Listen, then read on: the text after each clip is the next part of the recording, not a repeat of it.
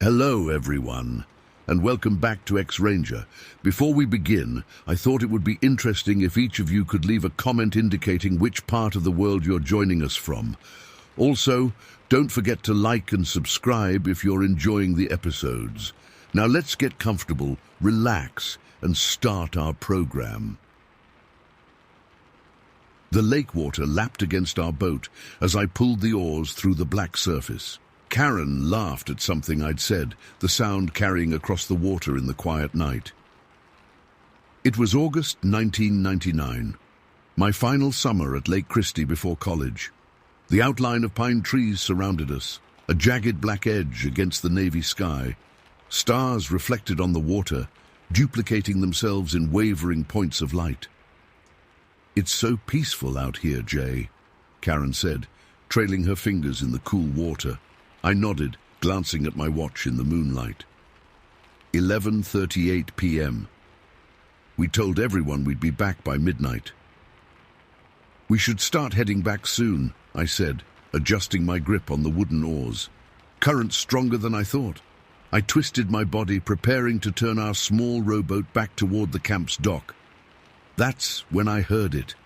A whistle, not like a bird or an insect, like a person trying to signal someone. 3 distinct notes, low, high, then middle. I froze mid-stroke. "Did you hear that?" I asked Karen. She shook her head, still gazing at the stars. "Hear what?" I scanned the shoreline about 40 yards away. The whistle came again, same pattern but closer. The hairs on my arms stood up. I recognized that sound. I'd heard it 2 summers ago, and then again last year. Both times I'd seen things I couldn't explain, things I'd tried to forget. "Jay, you okay?" Karen touched my arm.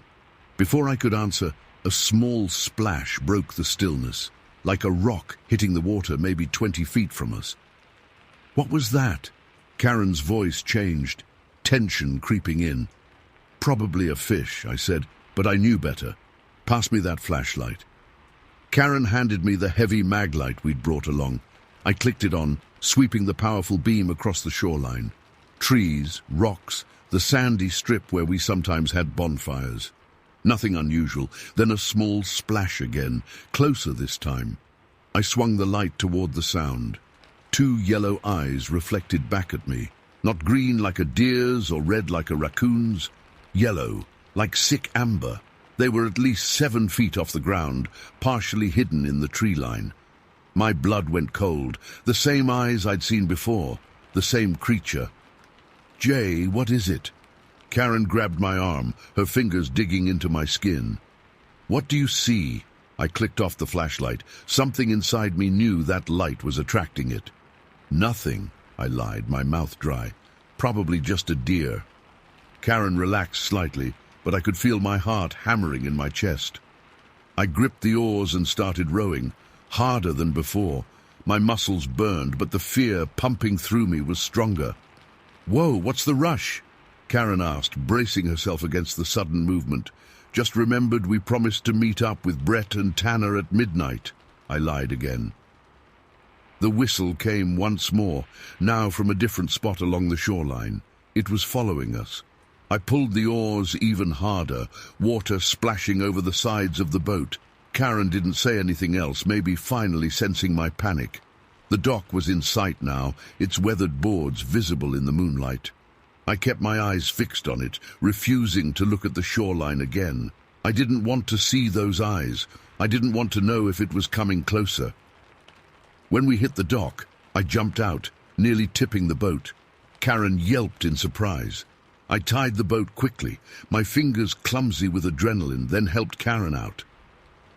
"Jay, you're acting weird," she said, studying my face in the dim light. "What's going on?" "Nothing," I said, forcing a smile. "Race you back to camp?" Before she could answer, I started jogging up the path. I didn't run full speed. I didn't want to scare her more than I already had, but I needed to get away from the lake. Away from those eyes. That night, I didn't sleep.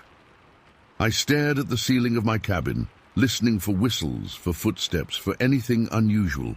The window was shut tight despite the summer heat, and I'd wedged a chair under the doorknob.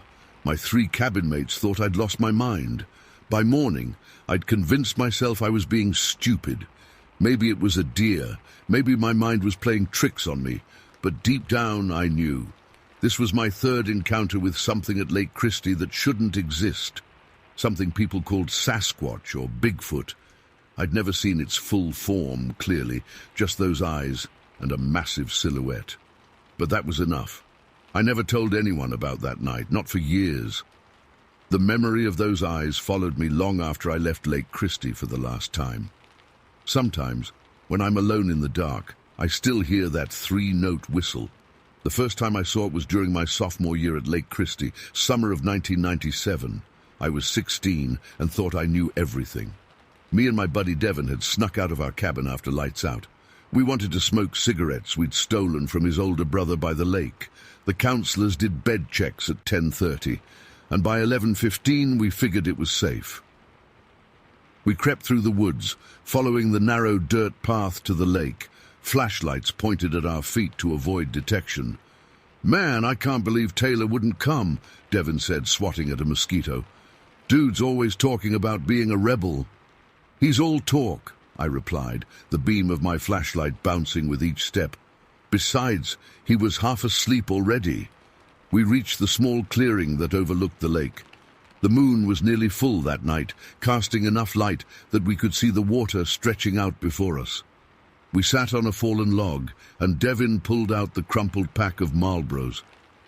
"Your brother's gonna kill you," I said, taking one. Devin shrugged. "He thinks he already lost them. Had a fit this morning." We lit up, trying not to cough too obviously.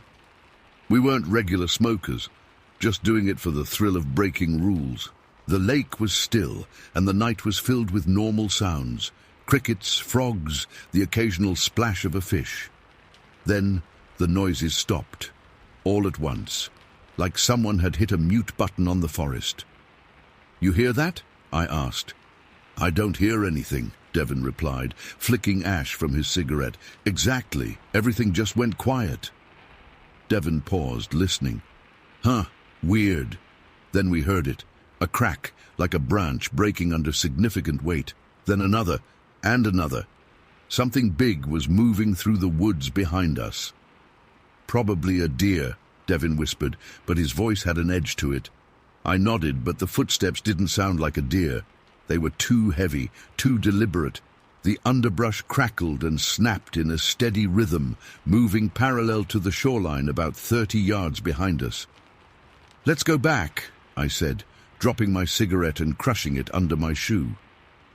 Devin opened his mouth to protest, but then we heard a low grunt from the trees. Not a deer, not a bear. It sounded almost human, but deeper, raspier. We stood up slowly. The footsteps stopped. We could feel eyes on us. The weight of that gaze pressed against my back like a physical touch. "Don't run," I whispered to Devin. "Just walk normal, back to camp." We turned to face the path, and that's when I saw them. 2 yellow eyes reflecting the moonlight, about 8 feet off the ground. They blinked once, slowly. "Devin," I breathed. "Do you see that?" But Devin was already moving, walking quickly down the path. I followed, resisting the urge to sprint. The eyes tracked our movement. As we reached the bend in the path, I looked back. The figure had stepped partially into the clearing. All I could make out was a massive silhouette, at least 7 feet tall, broad-shouldered, and covered in what looked like fur. We made it back to camp without speaking another word. In our cabin, we finally breathed. "What the hell was that?" Devin asked, his voice shaky. "I don't know," I said. "A bear, maybe." But we both knew it wasn't a bear. Bears don't stand upright for that long. They don't watch you with that kind of focused intelligence. The next morning, Devin acted like nothing had happened. When I tried to bring it up, he changed the subject. By lunchtime, he was telling everyone I'd gotten spooked by a raccoon. I let him. It was easier than trying to explain what we'd seen. The second encounter happened the following summer, 1998. I was back at Lake Christie for my junior year. Devin hadn't returned, his family had moved to Arizona, but I was still friends with most of the returning campers. One night in July, we were having a campfire near the lake. There were 8 of us, plus 2 counselors. Mark, one of the counselors, was telling ghost stories, the usual camp stuff. Escaped killers with hooks for hands, vanishing hitchhikers. Everyone was laughing, pretending to be scared while roasting marshmallows. "You know," Mark said, his face eerily lit by the firelight, "there are stories about these woods, about something that lives here." "What, like a ghost?" Brett asked, tossing a marshmallow at him. Mark caught it and popped it in his mouth. "No, not a ghost. Something physical. Something that walks on 2 legs but isn't human. The locals call it different names, but most people know it as Sasquatch." A few people snickered. I didn't. I stared into the fire, remembering those yellow eyes. "They say it stands over 7 feet tall, covered in dark fur. It makes strange whistling sounds to communicate. And it's curious about humans, but usually keeps its distance," Mark continued. My blood ran cold. I hadn't told anyone about the whistling we'd heard last summer. "So, if you're out in these woods alone, and you hear something following you, or if you see yellow eyes watching from the trees, you might not be as alone as you think." The group erupted in theatrical moans and eye rolls. Someone threw another marshmallow. The moment passed, and people started talking about the swimming competition planned for tomorrow. I sat there, silent, staring at Mark. He caught my eye and gave me a curious look, like he could tell his story had affected me differently. Later, as we were putting out the fire and gathering our things, I approached him. "That story about Sasquatch," I said quietly. "Where'd you hear that?" Mark shrugged. "Just local legend. I grew up about 20 miles from here. The old-timers all have stories. The yellow eyes, the whistling, that's really part of the legend." Mark studied my face. "Yeah, it is." "Why? Don't tell me you believe in Bigfoot, Jay." I forced a laugh. "No, just thought it was an interesting detail." That night, I had trouble sleeping. I kept thinking about what Mark had said, about the similarities to what I'd experienced. I told myself it was just coincidence. Maybe I'd heard someone mention those details before, and they'd stuck in my subconscious. Around 2 a.m., I got up to use the bathroom. Our cabin was at the edge of the campground, about 50 yards from the communal bathrooms. I grabbed my flashlight and slipped outside into the warm summer night. The bathrooms were empty. On my way back, walking along the gravel path, I heard it. A whistle. 3 notes, just like Mark had described. Low, high, middle. I stopped, my heart pounding. The whistle came again, from the tree line to my right. Without thinking, I pointed my flashlight toward the sound. They were there again, those same yellow eyes, watching me from between the trees. Higher than a man's would be, unblinking. I froze, the flashlight beam trembling slightly in my hand. The eyes didn't move, neither did I. Then I heard another whistle, from farther down the tree line. A response. Same pattern, but deeper. There were 2 of them. My fight-or-flight instinct kicked in.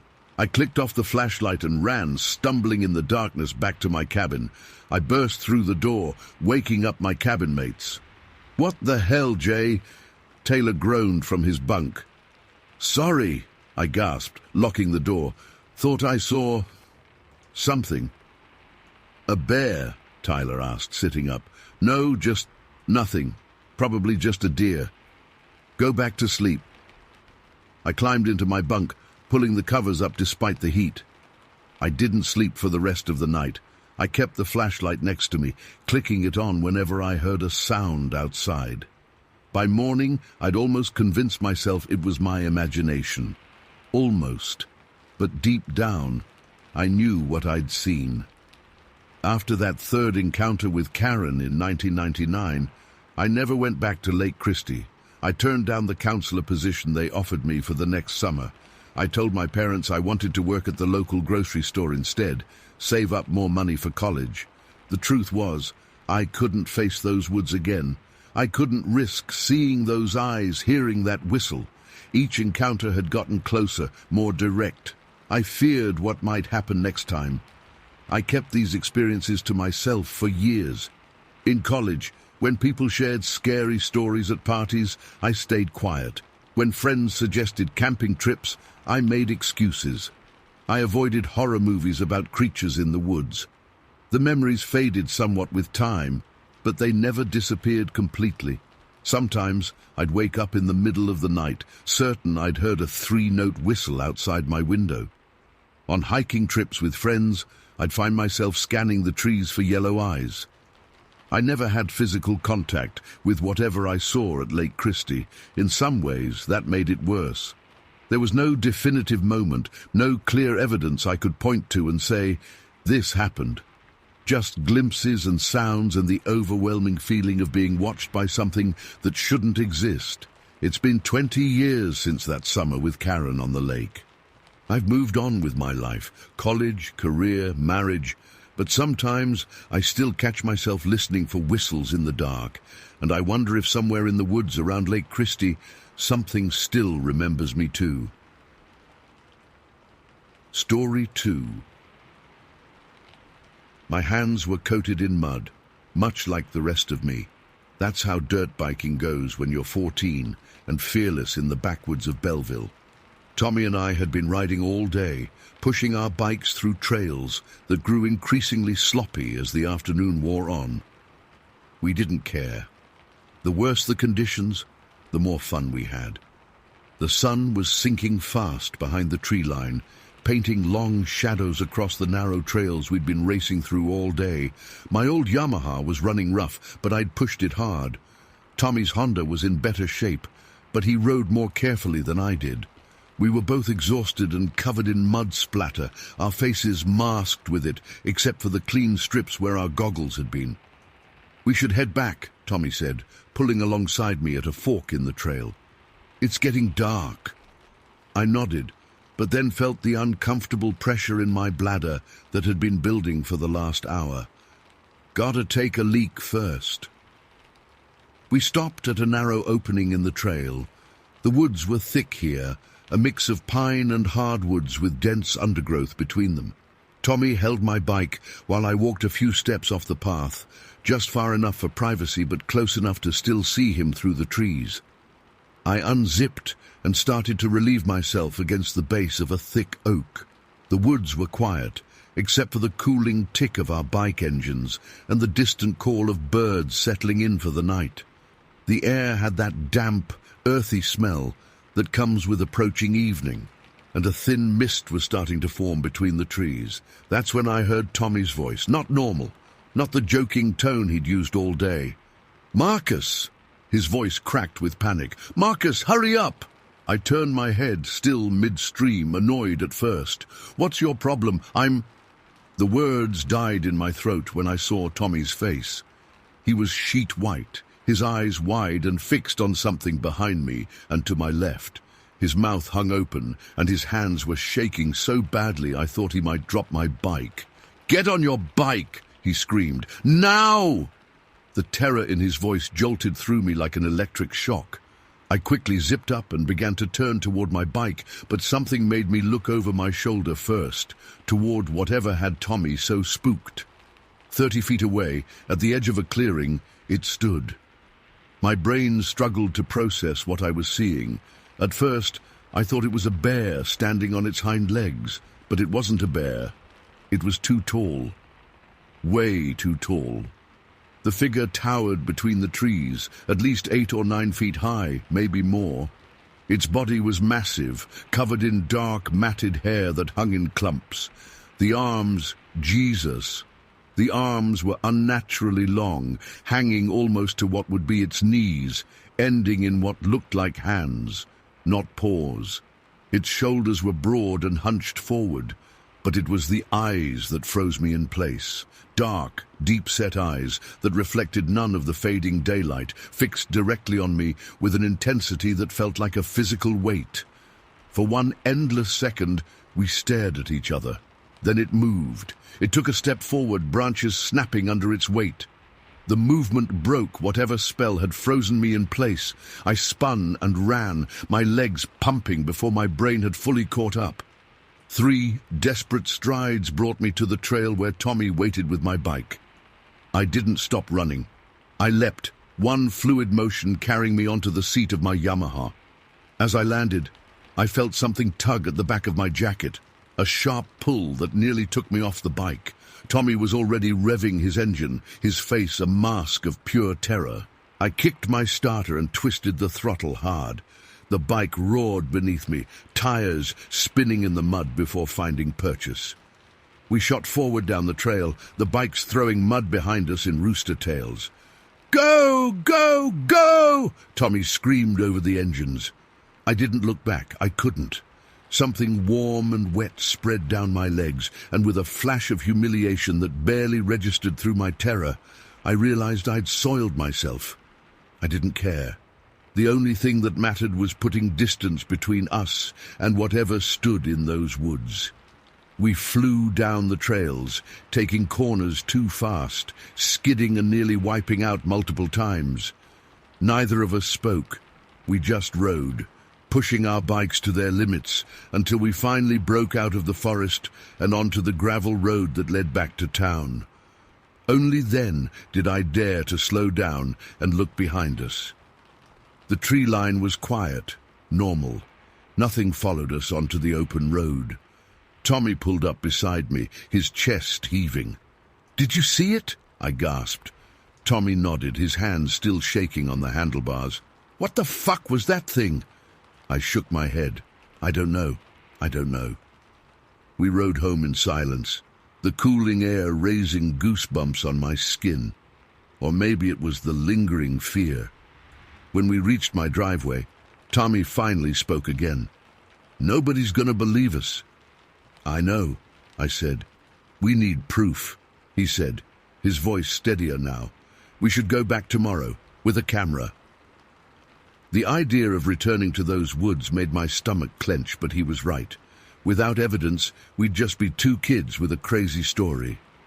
We agreed to meet in the morning, and Tommy rode off toward his house. That night, I barely slept.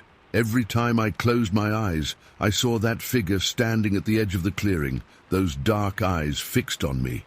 I kept feeling the tug on my jacket, wondering how close I'd come to being caught. By morning, I'd almost convinced myself it had been a bear, or some homeless guy in the woods, or anything other than what it had actually looked like. Tommy showed up at 9, carrying his dad's Polaroid camera and a yellow tape measure. He looked as tired as I felt, with dark circles under his eyes. "You still want to do this?" I asked. He nodded grimly. "Nobody'll believe us otherwise." We took our bikes back to the trails, riding much more slowly and cautiously than the day before. The woods seemed different in the morning light, less threatening, more normal. Birds sang, squirrels darted between trees, and the sunlight filtered through the leaves in bright patches. But my heart still hammered in my chest as we approached the spot where it happened. We stopped at the fork in the trail, both of us hesitating.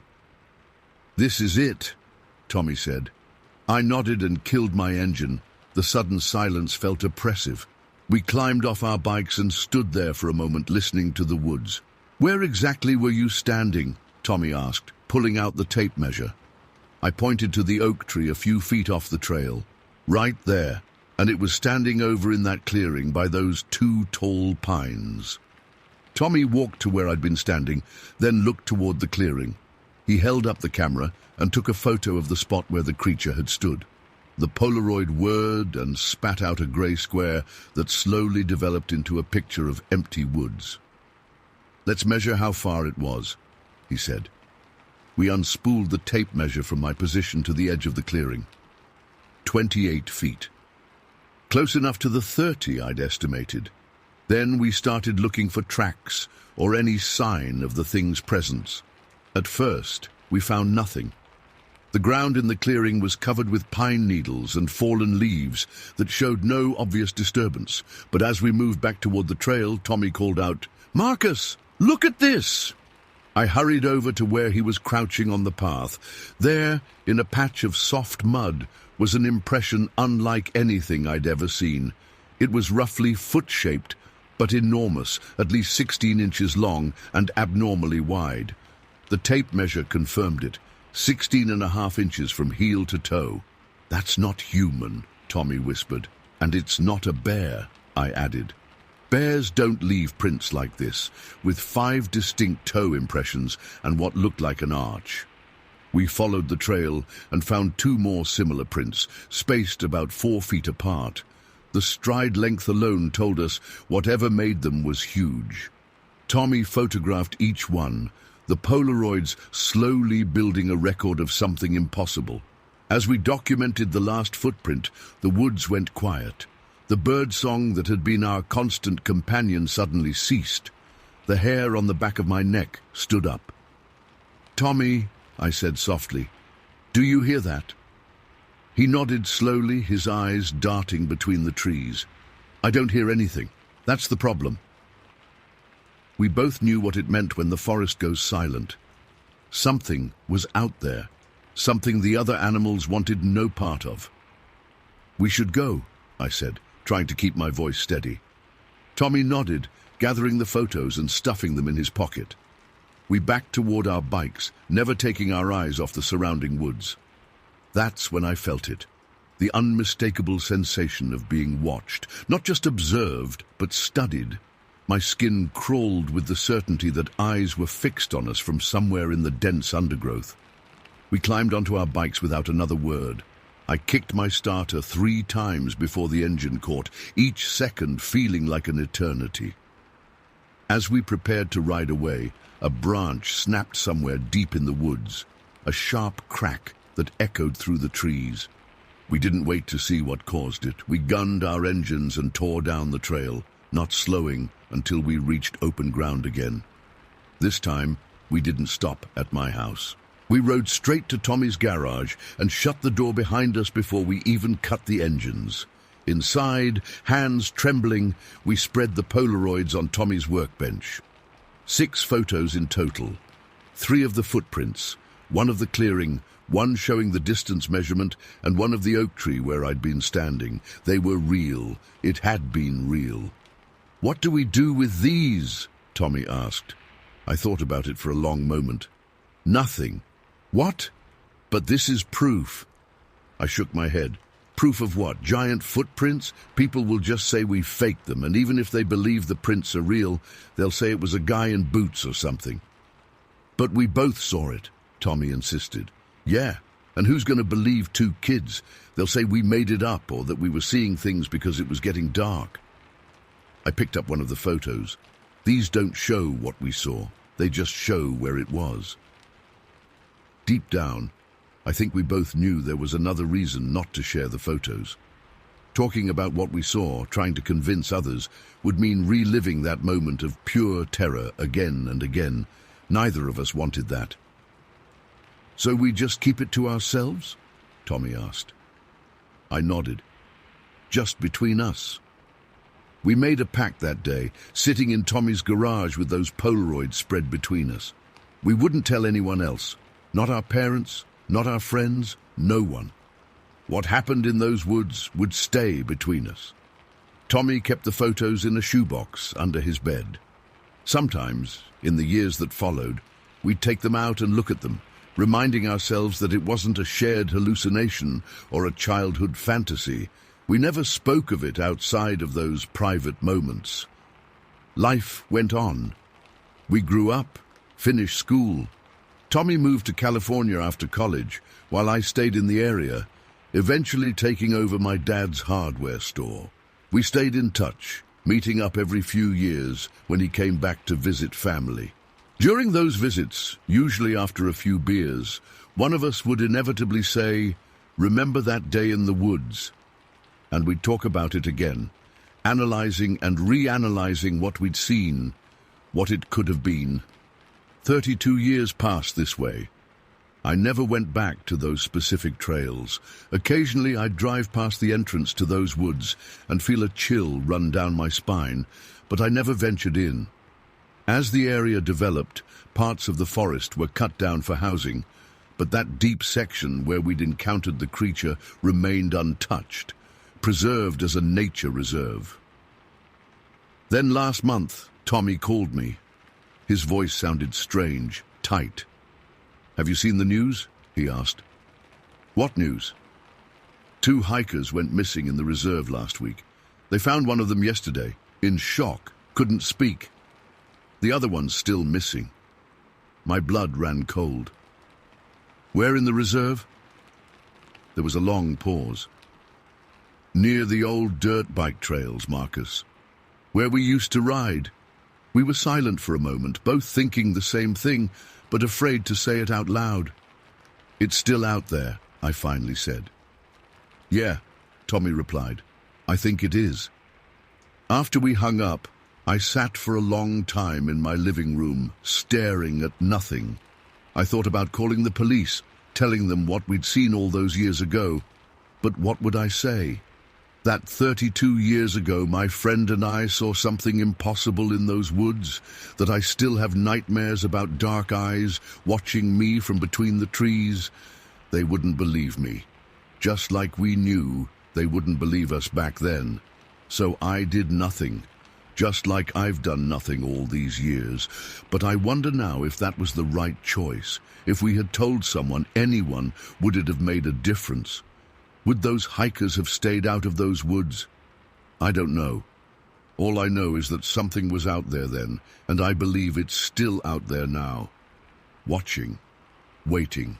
And sometimes, on quiet nights when the wind blows from the direction of the reserve, I keep my doors locked and my curtains drawn, because I can't shake the feeling that someday it might come looking for the boy who got away. Story 3. The morning fog hung low over Rainy Lake as I shouldered my Remington 20 gauge and whistled for Tina. The retriever bounded toward me, her golden coat catching the first rays of sunlight breaking through the pines. Grandpa had finally deemed me ready for this rite of passage, a solo hunting trip at 14 years old. I'd been waiting for this day since I was 8. "Be back before dark, Thomas," Grandpa had said, his weathered hand gripping my shoulder. "And remember what I taught you. Respect the forest. Respect your gun." I nodded, my chest swelling with pride. After years of shadowing him through these woods, I was finally on my own. Well, not entirely. Tina was with me, the best hunting dog in all of Ontario, according to Grandpa. She'd been trained to track game since she was a pup, fearless and determined. The trails around Red Gut Bay were familiar to me. Grandpa's cabin sat just a quarter-mile back, but I intended to head to the northern trails, where ducks were plentiful this time of year. Tina trotted ahead, her nose working the ground, tail high and alert. My boots crunched on the gravel path as we made our way past the bay and into thicker forest. By 7 a.m., I'd been hunting for nearly 2 hours with nothing to show for it. The morning air was crisp, maybe 40 degrees, my breath fogging in front of my face. I'd spotted a few mallards, but they'd taken flight before I could get a clean shot. Disappointment gnawed at me. I wanted to bring something back, to prove to Grandpa his trust wasn't misplaced. "Come on, girl," I called to Tina as we pushed farther north. The trail narrowed here, tall grass and cattails flanking both sides. We were getting close to the marsh, where Grandpa had said wood ducks liked to feed. That's when I noticed the change in Tina. Her usual confident gait faltered. Her ears, normally perked forward when tracking, flattened against her head. She stopped, looking back at me with an uncertainty I'd never seen in her before. "What is it, girl?" I asked, crouching beside her. Tina whined, a low sound in her throat. This was the dog who'd faced down a black bear last summer, barking and standing her ground while Grandpa and I backed away. Now she was trembling. A smell hit me then. At first, I thought something had died nearby, maybe a deer or raccoon. But this was different. It was like wet dog, but worse, mixed with rotting garbage and something else I couldn't identify. The stench grew stronger as we continued along the trail. "It's okay," I told Tina, trying to reassure myself as much as her. I tightened my grip on the shotgun. The weight of it steadied me. We pushed forward another 50 yards. The smell intensified. Tina's whining grew louder, more insistent. Suddenly, she jerked away from me, bolting down the trail in the direction we'd come from. "Tina!" I called after her. "Tina, come back!" She didn't even hesitate. One moment she was beside me, the next she was gone, a flash of golden fur disappearing around the bend. I'd never seen her run from anything before.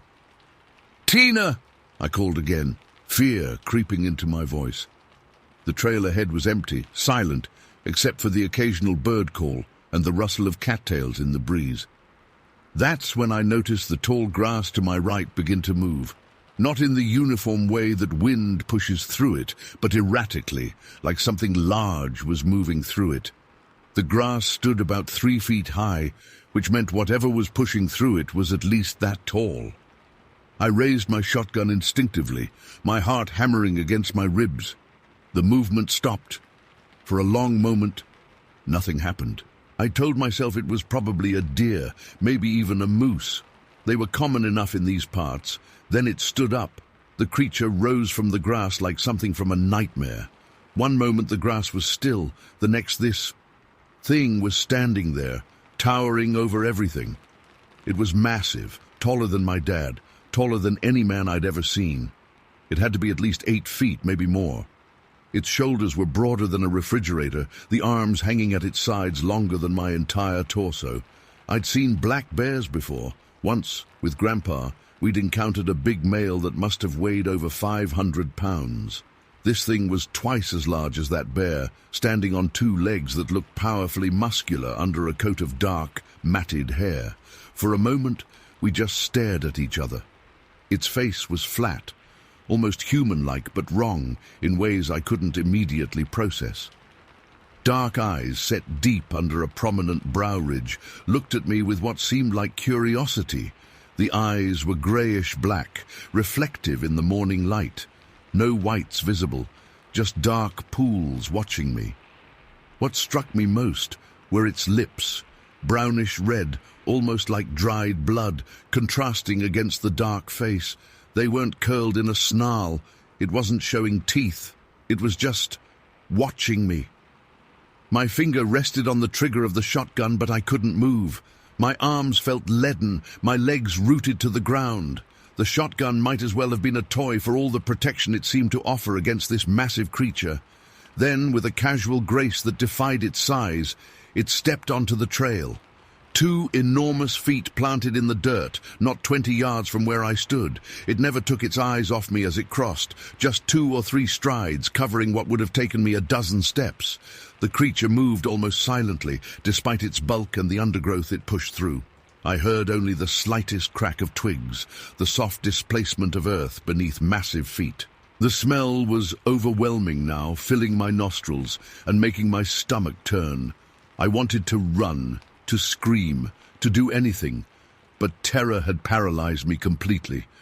As it reached the other side of the trail, it paused again, turning its massive head to look back at me one more time. Its entire body moved with the fluid ease of something that belonged in these woods more than I did. Then it stepped into the tall grass on the other side and began to move away. I don't know how long I stood there, frozen. It might have been seconds, it might have been minutes. My mind kept replaying what I'd just seen, trying to make sense of it. But there was no sense to be made. I'd just seen something that shouldn't exist. Something Grandpa had dismissed as campfire stories when I was younger. Bigfoot, Sasquatch. Whatever name you gave it, I'd just seen it with my own eyes. The thought of Tina finally broke through my terror. My dog was out there somewhere, terrified. I needed to find her, to make sure she was safe. I took a stumbling step backward, then another. My eyes never left the spot where the creature had disappeared into the grass. As I started to turn, I heard it, the sound of large branches breaking in the distance as the creature moved away from the trail, heading deeper into the forest. That sound broke my paralysis. I ran. I ran faster than I'd ever run before, the shotgun clutched in my sweaty hands, my boots pounding against the dirt trail. I didn't call out for Tina again. I didn't want to draw attention to myself. I just ran, blind with panic, back the way we had come. The trail seemed longer on the return, each bend revealing only more empty path instead of the safety of Grandpa's cabin. My lungs burned, my legs ached, but fear pushed me forward. Every rustle in the undergrowth, every snap of a twig made me flinch, made me run faster. I was halfway back when I heard barking, Tina's bark, frantic and high-pitched, coming from somewhere ahead. I followed the sound, relief washing over me as I rounded a bend and saw her standing at the edge of the trail, facing the woods, her body rigid with tension. "Tina!" I gasped, slowing my pace. She turned to me, and I'd never been so happy to see a dog in my life. She ran to me, pressing against my legs, still whining. "It's okay, girl. We're going home. We're going home right now." We made it back to Grandpa's cabin in record time. I burst through the door, startling him from his seat at the kitchen table where he'd been cleaning fishing lures. "Thomas!" He stood up, alarmed. "What happened? You're white as a sheet." I tried to explain, my words tumbling out in a frantic jumble. Grandpa listened, his expression shifting from concern to skepticism. "You probably saw a bear," he said finally. "They can look mighty strange when they stand up, especially if you've never seen one up close before." "It wasn't a bear," I insisted, my voice cracking. "I've seen bears. This was different. It was huge, Grandpa. It walked on two legs like it was made to. And its face." Grandpa put his hand on my shoulder. "You got spooked, son. It happens to the best of us out there. The woods can play tricks on your mind. But I knew what I'd seen. The image of that creature was burned into my memory. Its massive frame, those dark eyes, the casual way it had regarded me before moving on. No bear moved like that. No bear had that face." Grandpa made me hot chocolate and sat with me at the table. Tina curled up at my feet, still trembling occasionally. When I'd calmed down enough, Grandpa asked, "Do you want to go back out? Get back on the horse, so to speak? I can come with you." I shook my head. The thought of going back into those woods made my stomach clench painfully. "No, not today." Not today turned into not that week, not that month. By the time we packed up and headed back to our home in Thunder Bay at the end of summer, I still hadn't gone hunting again. Grandpa didn't push it, but I could see the worry in his eyes, the way he watched me whenever the subject of hunting came up. Back home, I tried to convince myself that Grandpa was right, that my mind had played tricks on me, that the isolation and the responsibility of being alone had magnified an ordinary woodland encounter into something supernatural. But I knew better. Dad suggested I see Dr. Fleming, who asked a lot of questions about stress and anxiety. He thought I might be suffering from some kind of panic disorder. I nodded along, took the breathing exercises he suggested, but never told him what I'd really seen. What would be the point? He'd think I was crazy. 2 years passed before I picked up a shotgun again. Dad finally convinced me to join him and some friends for duck season. We went to a completely different area, a small lake near Atikokan, far from Red Gut Bay. I went through the motions, but my heart wasn't in it. I flinched at every sound in the underbrush, kept scanning the tree line when I should have been watching the sky for birds. Tina never fully recovered either. The once fearless retriever became skittish in the woods, especially at dusk or dawn. She'd stay close to me, constantly looking over her shoulder. Sometimes she'd freeze, her ears perked, listening to something none of us could hear. Then she'd press against my legs, trembling, just like she had that day. I'm 18 now. College is on the horizon, somewhere far from here, somewhere with concrete and streetlights and crowds of people, somewhere without dark forests or isolated trails, somewhere I can finally stop looking over my shoulder. Grandpa still owns the cabin on Rainy Lake. He goes up there every summer to fish and hunt. He's invited me every year, and every year I find an excuse not to go. He's stopped asking why. I've never told this story to anyone except Grandpa, who didn't believe me, and Dr. Fleming, who thought I was having panic attacks. Maybe I was.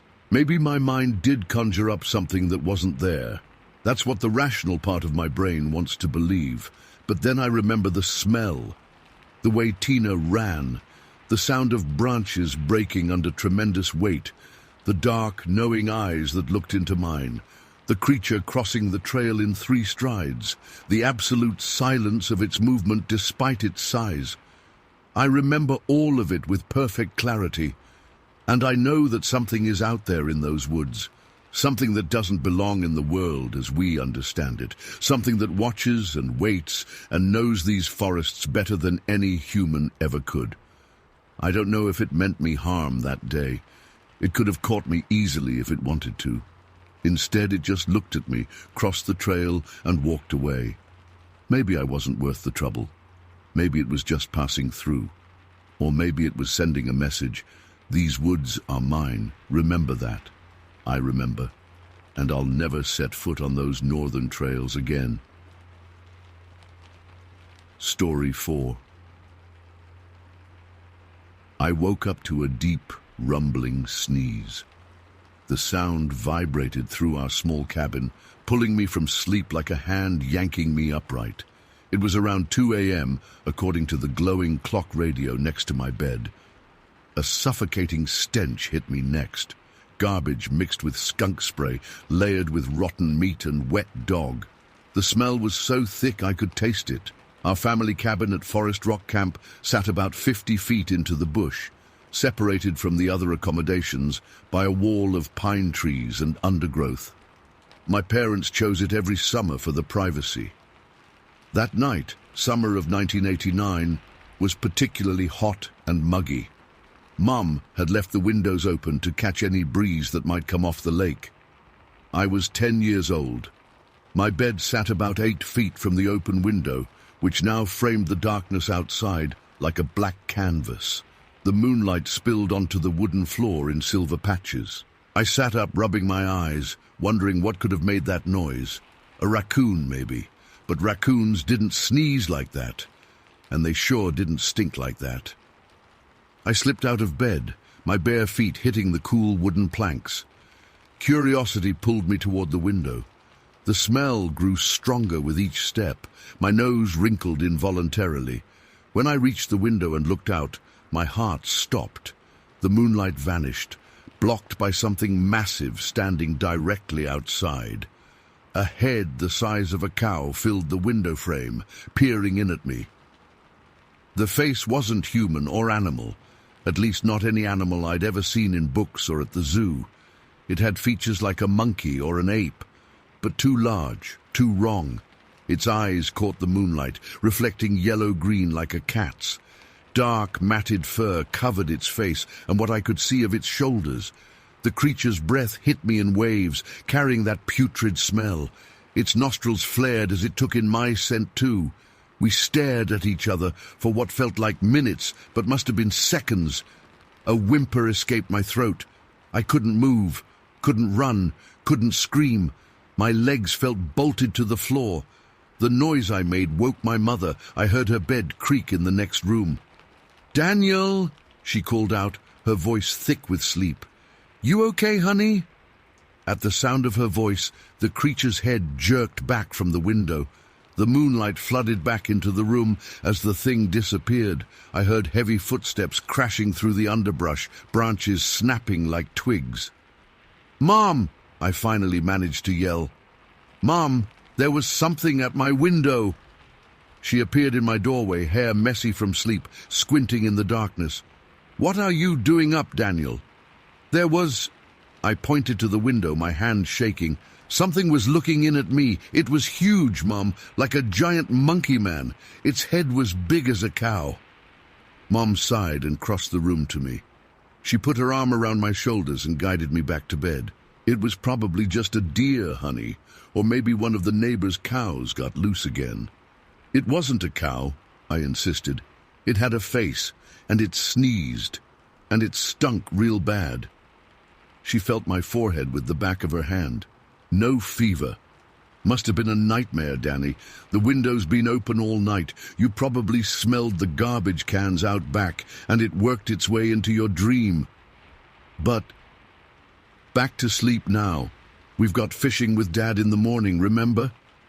She tucked me in, kissed my forehead, and went back to her room.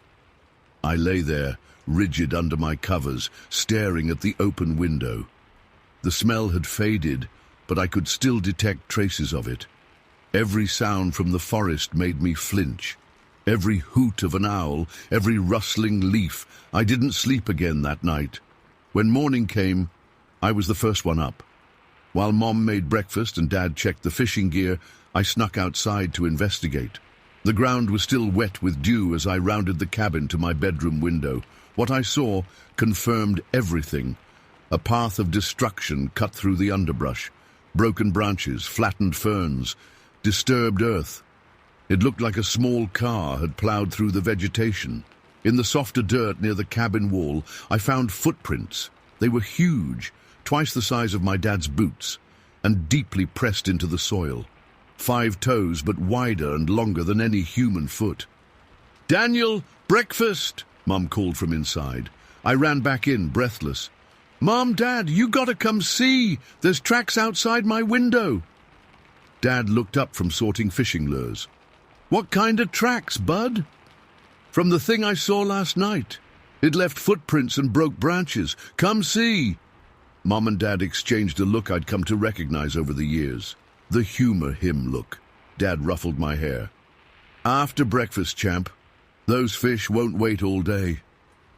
By the time we finished eating and I dragged them outside, the morning sun had risen higher, drying the dew. The footprints weren't as clear anymore. Dad knelt down and examined the disturbed area. "Probably a bear," he declared, though he frowned as he said it. "Good thing it didn't try to get in. Better keep that window closed at night from now on, right, Mary?" Mom nodded, her lips pressed together tightly. "It wasn't a bear," I said firmly. "It had a face like a monkey, and it was huge." Dad stood up, dusting off his knees. "Bears standing on their hind legs can look mighty strange in the dark, Danny. Brain plays tricks on you." And that was that. We went fishing. We swam in the lake. We roasted marshmallows. But I kept my window closed tight every night for the rest of our 2-week vacation. And I listened, hard, for any sound of something large moving through the woods around our cabin. The creature didn't return that summer or the next. Life went on. I grew up. Forest Rock Camp became just our annual family vacation spot. 2 weeks of swimming and fishing and card games on rainy days. The memory of that night remained vivid in my mind, but I stopped bringing it up after a couple of years of dismissal from my parents. Until 15 years later, when everything changed. I was 25, home for Christmas in Oakville, where my parents had settled after retirement. Forest Rock Camp had been sold years earlier when Grandpa died. It had been his property originally, passed down to my father and his brother Roy to manage. The topic of the camp came up during dinner, and it got me thinking about that night again. After dinner, Dad and I sat in the living room with beers while Mom cleaned up. Something made me ask a question I'd never thought to ask before. "Dad," I said, taking a pull from my bottle, "what's the scariest thing you've ever seen in your life?" I expected a story about a car accident, or maybe something from his time in the Navy. What I got changed everything I thought I knew about that night at Forest Rock. Dad's hand trembled as he set his beer down. He glanced toward the kitchen, making sure Mom was out of earshot. "Why do you ask?" His voice had dropped to nearly a whisper. I shrugged. "Just curious. You've never seemed scared of anything?" Dad leaned forward, elbows on his knees. I don't talk about it. Your mother thinks it's nonsense. My heart rate picked up. Talk about what? He took a deep breath. It was back in 1936. I was about 8 years old. Me and Roy, he was 10. We were picking dew worms at the edge of the property. Dad, your grandpa, wanted to go fishing early the next morning. Dad's eyes had a faraway look now, seeing something from nearly 70 years ago. It was getting dark, but we needed more worms.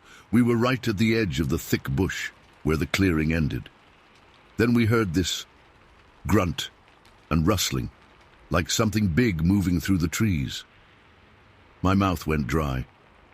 What was it? Roy thought it was a bear. He was scared to death of bears, but I wasn't sure.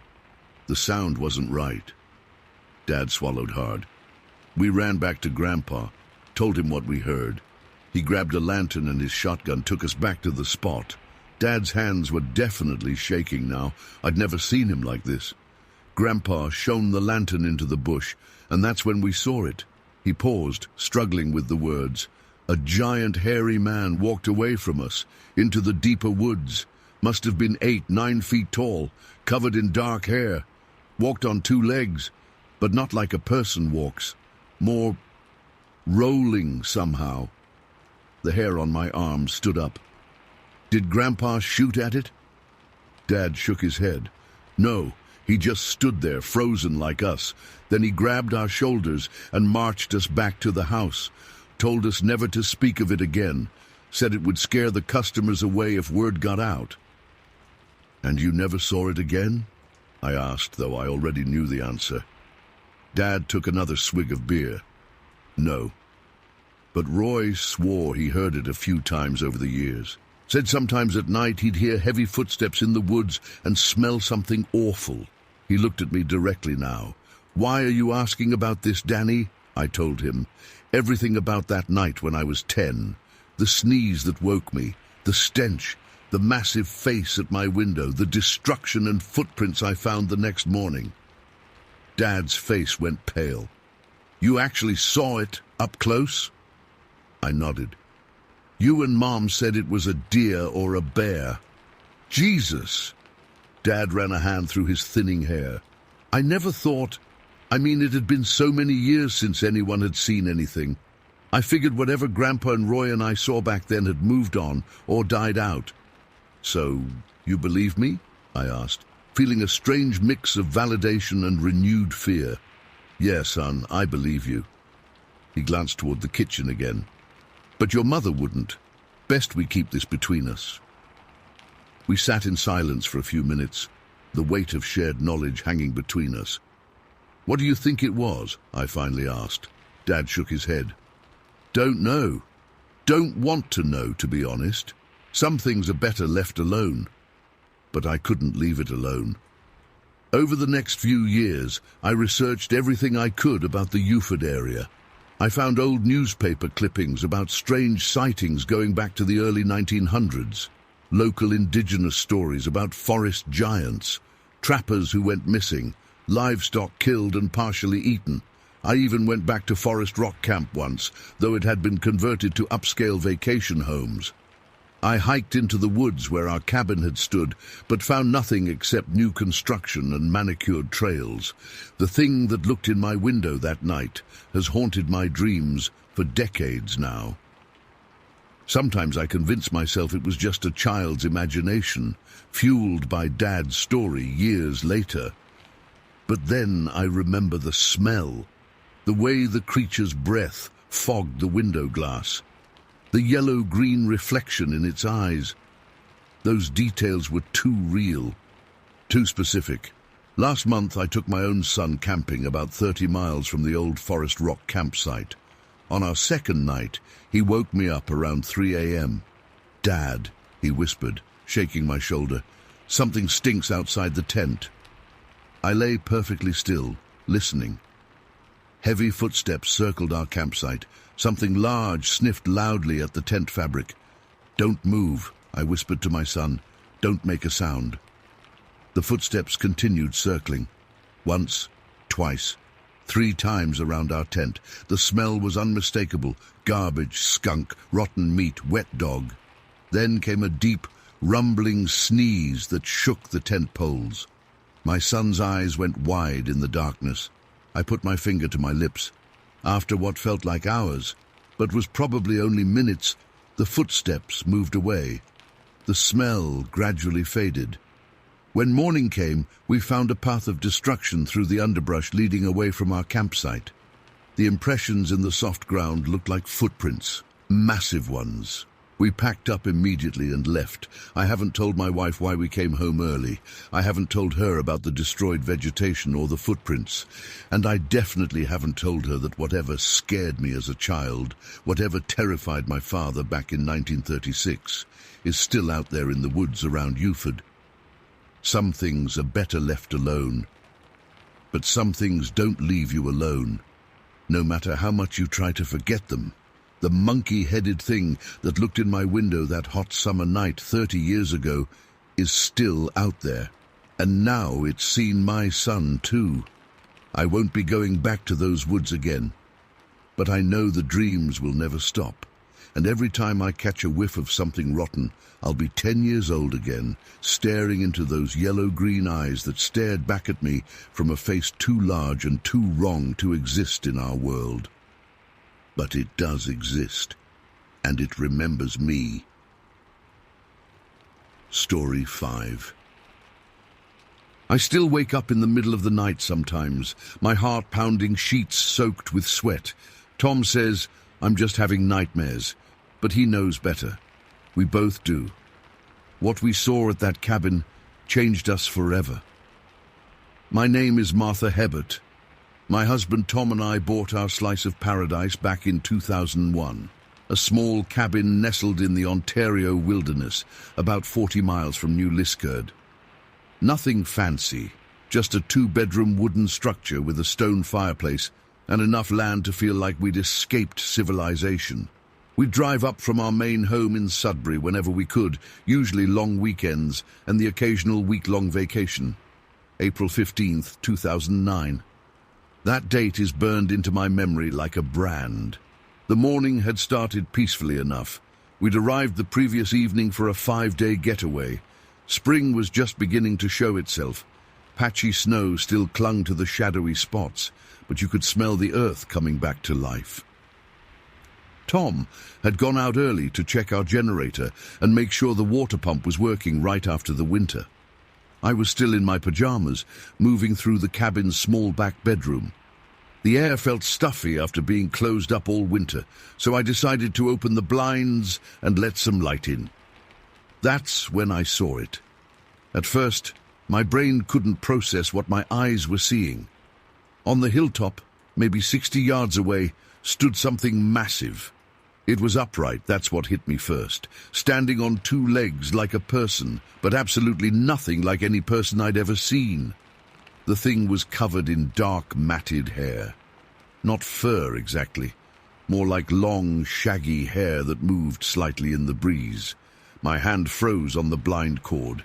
Every instinct told me to drop it, to back away from the window, but I couldn't move. The creature was just standing there, looking out over the tree line. It had to be 10 feet tall, maybe more.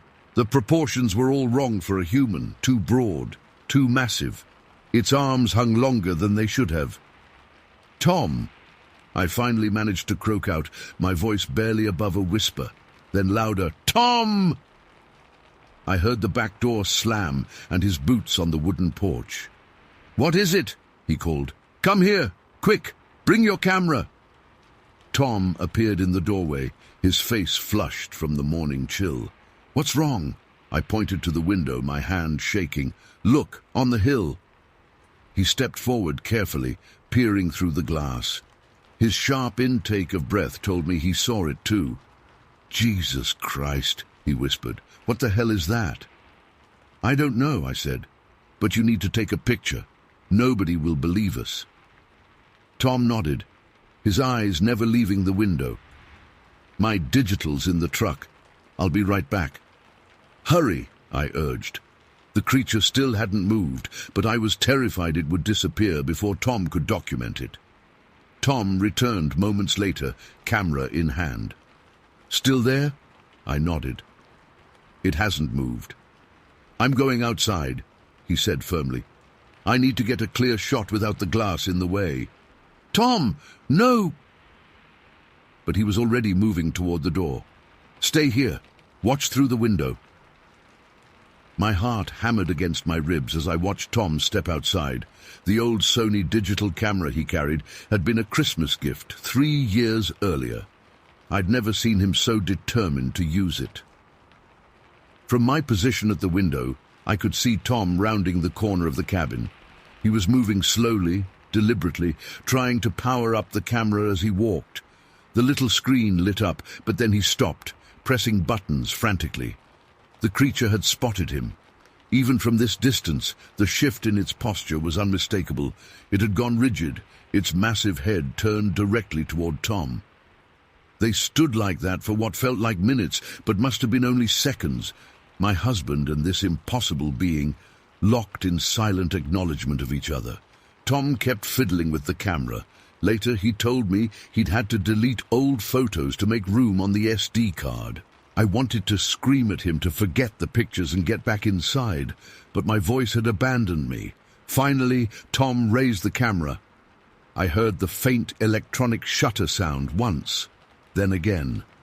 The creature didn't move, not at first. Then, between one blink and the next, it was gone. Not running away, just gone. As if it had simply stepped out of our reality. Tom stood there for several more seconds, staring at the now empty hilltop.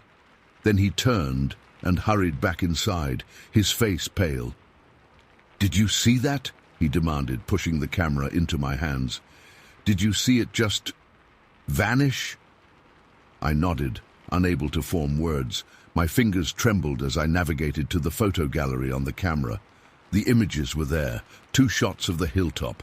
In both, a dark, hairy figure stood silhouetted against the morning sky. The photos were grainy, taken at maximum zoom, but there was no mistaking what they showed. Something bipedal and massive that had no business existing in the Ontario wilderness. "What do we do?" I asked finally.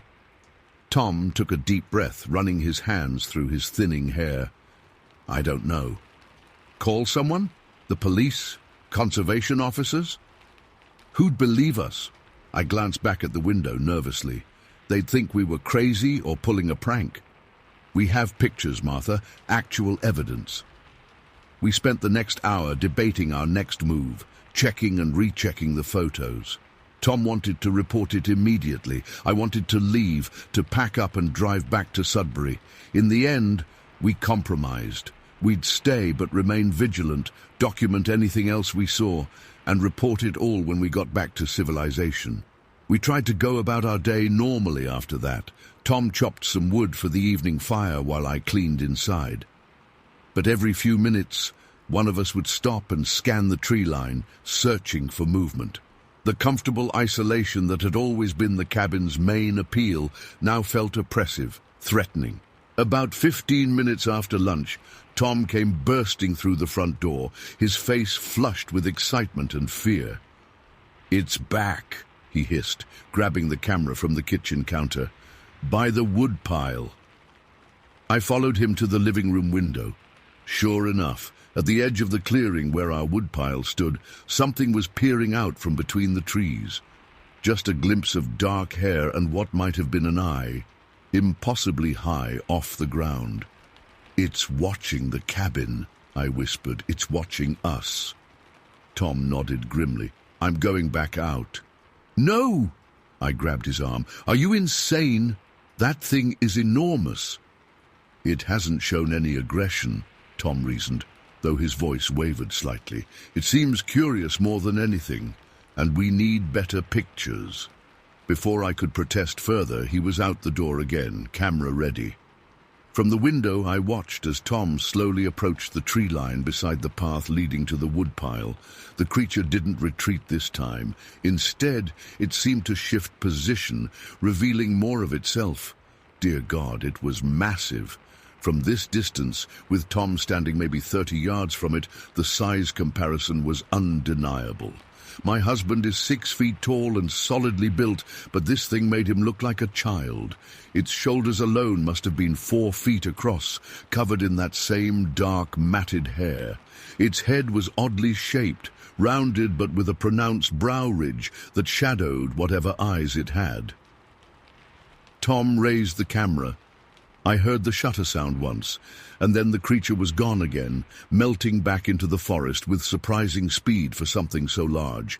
When Tom came back inside, his hands were shaking so badly he could barely operate the camera to show me the third picture.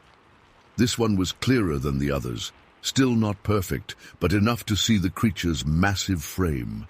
The way its arms hung abnormally long at its sides, the strange slope of its shoulders. "We need to leave," I said firmly. Tom shook his head. "We can't, not now. This could be the discovery of the century, Martha. Think about it. Undeniable proof of whatever this is." "Sasquatch," I said, the word feeling ridiculous on my tongue despite what I'd seen. "That's what people would call it." "Maybe," Tom conceded, "or something else entirely. But we can't just run away." So we stayed. That night was the longest of my life. Every creak of the cabin, every rustle outside sent ice down my spine. We took turns keeping watch, though neither of us really slept. Dawn came without incident, but the feeling of being observed never left. For the next 2 days, we saw nothing more of the creature, though twice we found strange impressions in the soft earth near the tree line. Enormous oval depressions that could have been footprints if they hadn't been so absurdly large. On our final night at the cabin, I was awakened by a scraping sound at the window. Tom was already up, flashlight in hand, moving cautiously toward the noise. When he shined the light outside, there was nothing there, but the window screen had been partially pushed in, the metal frame bent as if something had been testing its strength. We left the next morning, earlier than planned. The drive back to Sudbury passed in tense silence, both of us lost in our thoughts. The 3 photos sat on Tom's camera, digital proof of something that couldn't possibly exist yet, undeniably did. It took us almost 2 weeks to work up the courage to report what we'd seen. On April 28th, we drove to the Ontario Provincial Police Station in New Liskeard with our evidence, the 3 photographs and a written account of everything that had happened. The officer who took our report, Constable Wilson, a weathered man with skeptical eyes, listened politely but with obvious disbelief. He examined the photos on Tom's camera screen, his expression unchanging. "And you're certain this wasn't a bear?" he asked for the 3rd time. "Bears don't stand 10 feet tall on 2 legs and walk away," Tom replied, frustration creeping into his voice. "And they don't vanish into thin air." Constable Wilson sighed. "I'll file the report, but I'm not sure what you expect us to do, Mr. Hebert. We don't exactly have a protocol for this sort of thing." He did, however, place a call to the Ministry of Natural Resources while we were still there. I remember him turning away from us, lowering his voice, but I caught phrases like possible wildlife encounter and unusual reports. To our surprise, MNR took our story more seriously than the police. A game warden named Mackenzie contacted us the next day, requesting permission to visit our cabin. Tom agreed immediately, offering to meet him there that weekend. When we arrived at the cabin 3 days later, Mackenzie wasn't alone. He'd brought 2 biologists with him, a solemn-faced woman named Dr. Chen and a younger man whose name I've forgotten. They examined our photos, took measurements of the areas where we'd seen the creature, and collected soil samples from the spots where we'd found the strange impressions. They stayed for 3 days, setting up motion-activated cameras around the property. They asked us detailed questions about everything, not just the recent sightings, but anything unusual we'd ever experienced at the cabin. That's when Tom told them about the incident in 2004. We hadn't connected it before, but now it seemed significant. We'd been asleep in the cabin when we were jolted awake around 2 a.m. by what felt like earthquakes, deep, rhythmic thuds that shook the entire structure.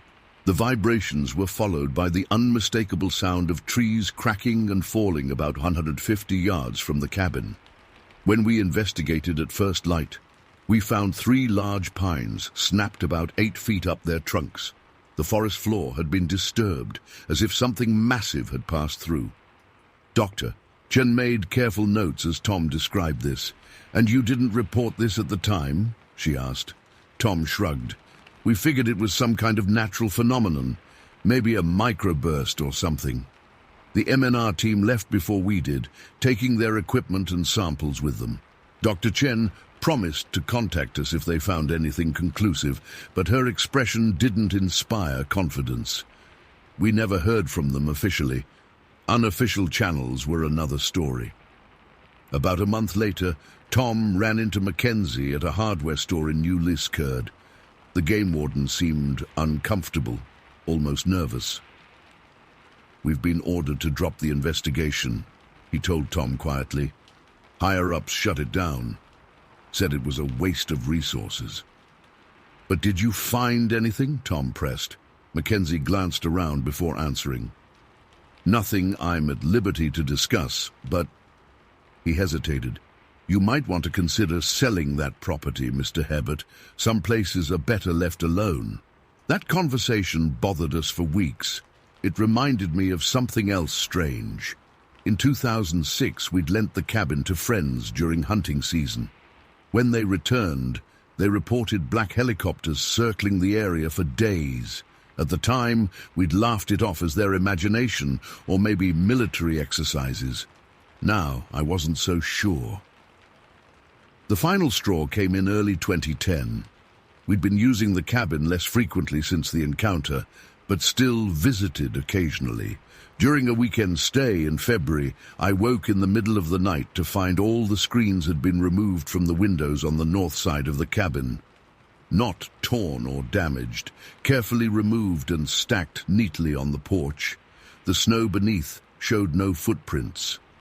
That was it for me. I couldn't take it anymore. The constant fear, the feeling of being watched, the nagging sense that we'd stumbled into something much bigger than a simple wildlife sighting. We put the cabin on the market the following week. It sold quickly to a company with an unmemorable name and a representative who asked very few questions.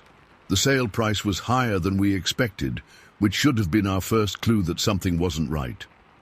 A year later, when we drove by the property out of curiosity, the cabin was gone. Not just abandoned, completely demolished. The clearing had been replanted with young pines, as if erasing any evidence it had ever existed. Sometimes I wonder what would have happened if Tom had never taken those pictures, if we'd just packed up and left after the first sighting. Would they, whoever they are, have still found us? Would we still wake up in the night, straining to hear those deep, earth-shaking footsteps that never quite fade from memory? I don't know. All I know is that something was out there in those Ontario woods, something that shouldn't exist but does, and somewhere, someone knows exactly what it is. Story 6. I still can't forget that October day, even after all these years. The chill that ran through me had nothing to do with the autumn air. October 14th, 2003. That date's burned into my memory like a brand. My name's Michael Hargrove, been a police officer for 27 years in a small town outside Sault Ste. Marie. At 50 years old, I'd seen my share of strange things on the job, but nothing prepared me for what happened in those woods. Nothing at all. I'd been hunting since I was a boy. My daddy taught me how to track, how to wait, how to move quietly through the brush. I knew moose, knew their habits, their sounds. Hunting was in my blood. My brother-in-law, Darrell, had come up from Maplewood Junction to join me for our annual moose hunt northeast of the Sioux, near Searchmount and Northland Lake. Good hunting country. The morning of the 14th started like any other hunt. We got up at 4:30 a.m., had our coffee and eggs at the cabin, packed our gear, and headed out in my truck. The plan was simple. Find a good spot, set up, and wait for a bull moose to show. We hit a snag early on when my truck got stuck on one of those old logging trails. Took us about 40 minutes of digging, cursing and shoving branches under the tires before we broke free. By the time I reached my chosen spot, it was 7:45 a.m. Darrell headed off to his position about half a mile east. I found myself a nice clearing with good visibility, could see about 200 yards north and south. Perfect line of sight. The air was crisp, smelled like pine and wet earth from the previous night's rain. I positioned myself at the edge of the clearing, placed some moose cow scent around the area and gave a few calls on my horn. Then I waited. That's hunting. Long stretches of absolute nothing happening. Just you, the woods, and time crawling by. At around 9:30 a.m. I saw him, a good-sized bull moose about 150 yards to my left, raking his rack against a young pine tree. My heart started thumping. He was a beauty, probably 6 years old with a decent spread. I slowly reached for my Remington, careful not to make any sudden movements. That's when I screwed up. The cover for my boot slipped from my pocket and hit the ground with a soft thud. Not much noise at all, but that moose bolted like I'd fired a warning shot. He crashed through the underbrush and disappeared. I swore under my breath. Moose don't usually spook that easy, especially during rutting season. Something wasn't right. They might move off if they catch your scent or hear something suspicious, but they don't typically run like that. Made me wonder if there was something else out there that had him on edge. I stayed put. No sense chasing after him. If he was in the area, he might circle back, especially with the cow scent I'd laid down. When Darrell and I met up for lunch around noon, I told him about the spooked moose. Found some tracks while I was walking over, he said, biting into his sandwich. Looks like he used that gully to circle around behind your position. Might come back through there later. After lunch, I repositioned myself facing the area where the moose had first appeared, with the gully about 40 yards to my right. The afternoon dragged on. No sign of the moose or any other game. Just the occasional rustle of squirrels and the distant cry of a raven. Around 1:30 p.m., I heard something strange. A heavy thump behind me, like someone had dropped a stone on the ground. I turned, scanning the area, but saw nothing. A few minutes later, another thump, then another. 3 or 4 in total, spaced about a minute apart. I figured it might be pine cones dropping or branches giving way under the weight of rainwater. Still, it put me on edge. The rain started up again around 3 p.m., a light drizzle that pattered on the leaves overhead. I pulled up my hood and hunkered down against the base of a large maple tree. The woods grew quiet except for the soft hiss of rainfall. By 5:25 p.m., the light was starting to fade. Darrell and I had agreed to meet back at the truck at 6:30, so I was getting ready to pack up. I stood, stretching my stiff legs, and lit a cigarette. As I exhaled the first drag, I heard it. Footsteps coming from the direction of the gully. Not the heavy, plodding steps of a moose, but something different. Something that snapped branches and crunched through leaves with purpose. I turned toward the sound, cigarette still burning between my fingers. About 40 yards ahead, where the gully cut through the forest, I saw what I first took to be a man. Someone walking toward me, stooped over like they were struggling to make their way through the thick brush. "Hello?" I called out, thinking it might be another hunter. No response. The figure grabbed hold of a tree trunk, swinging around it in a fluid motion that struck me as odd. Then it dove behind some thick brush. Something about the movement, too quick, too powerful, made my skin crawl. I squinted through the fading light and drizzle. What I had initially mistaken for a man wearing black clothes with a toque pulled down wasn't a man at all. What I saw was covered in dark hair. Not fur like a bear's, but hair that clung to its wet body from the rain. As it moved, I could make out its build, powerful, V-shaped like a bodybuilder. Bulging muscle groups rippled under that hair-covered skin. It had a washboard stomach, extremely broad shoulders, and arms that hung too long for any normal human proportions. No neck that I could see, just massive shoulder muscles that seemed to connect directly to its head. In 27 years on the force and 35 years of hunting these woods, I'd never seen anything like it. Not a man, not a moose, not a wolf or a bear. Something else entirely. I stood frozen, the cigarette burning down to my fingers. I barely felt the heat. My mouth had gone dry, and my hand instinctively tightened around my rifle. Then came the sound. After the creature disappeared behind the brush, it let out a noise, a hoarse, raspy cough that turned into a long, sad-sounding howl. Deeper than any wolf I'd ever heard, it echoed through the trees, seeming to vibrate in my chest. I didn't move, couldn't move. For over an hour, I stood there like a statue, eyes fixed on the spot where I'd seen it. The light faded to darkness. The rain continued to fall. My cigarette had long since dropped from my fingers. My mind raced through the possibilities. In my line of work, you learn to stay rational, to look for logical explanations. But there was nothing logical about what I'd just seen. I remembered a television program I'd watched a few months back about Bigfoot. According to the show, these creatures supposedly threw rocks to warn people away from their territory. The thumping sounds I'd heard earlier suddenly made a terrible kind of sense. At some point, I became aware that I was shivering, not from the cold or the rain, but from a primal fear I hadn't experienced since I was a child. For the first time in 35 years of hunting, I felt afraid in the woods. When I finally moved, it was with deliberate slowness.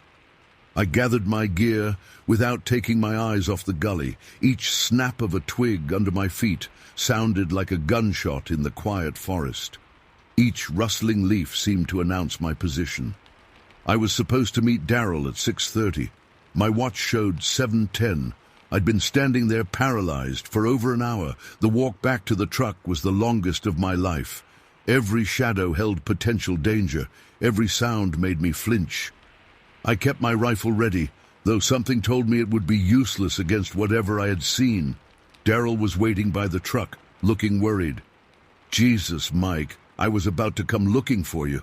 What happened?" I couldn't tell him. Not then. The words wouldn't come. "Nothing," I said. "Lost track of time." He gave me a strange look, but didn't press it. We drove back to the cabin in silence, the headlights cutting through the darkness, illuminating the rain-slick road ahead. That night I barely slept. Every sound outside the cabin, the wind in the trees, an owl's hoot, the scurrying of some small animal, had me wide awake, heart pounding. I kept seeing that figure, its powerful build, those unnaturally long arms, the way it moved with such fluid strength. The next morning, Darrell wanted to head back out. "That bull's still out there," he said over breakfast, "and we've got 3 more days of our trip." I made an excuse about my knee acting up. For the first time since I started hunting, I couldn't bring myself to go back into those woods, not to that spot anyway. We hunted the rest of the week on the eastern side of the property, far from where I'd had my encounter. I never told Darrell what I saw. How could I? A 50-year-old cop claiming to have seen Bigfoot. I'd been around long enough to know what happens to people who tell those kinds of stories. But I know what I saw, even if I can't explain it. In the weeks that followed, I did some research. Turns out, the area around Searchmount and Northland Lake has a history of strange sightings going back decades. Locals talk in hushed tones about the thing in the woods. Hunters report bizarre encounters. Hikers go missing, only to be found miles from where they should have been, with no memory of how they got there. I went back to work, wrote it up in my personal journal, and tried to put it behind me. But you don't forget something like that. It changes you, changes how you see the world and your place in it. I still hunt, still go into the woods, but never alone now, and never back to that spot northeast of Sault Ste. Marie. I keep my eyes open and my ears tuned to the sounds around me. And sometimes, when I'm sitting in my blind waiting for deer or turkey, I hear a thumping sound in the distance, like stones hitting the ground. That's when I pack up and leave, no matter how early in the day it might be. People ask me sometimes why a guy who spent his whole life hunting suddenly gets spooked so easily in the woods. I tell them I've developed a healthy respect for nature. That's true enough. What I don't tell them is that I now know for certain there are things in the deep woods that don't appear in any hunting guide or wildlife manual. Things that walk on two legs but aren't men. Things that watch from the shadows, territorial and ancient.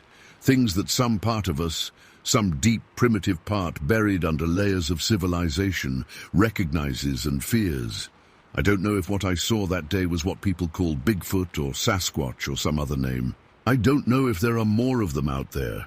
All I know is what I saw, heard and felt on October 14th, 2003, in the woods northeast of Sault Ste. Marie. And that's enough to keep me looking over my shoulder whenever I hear footsteps behind me, whether I'm in the forest or walking down a city street. Because once you've seen something that shouldn't exist, you can never unsee it. You can never completely convince yourself that the world is exactly as you thought it was. There's always that splinter of doubt, that crack in your understanding of reality, that knowledge that something walks in the deep woods that defies explanation. It's been years now, and I've told only a handful of people my story.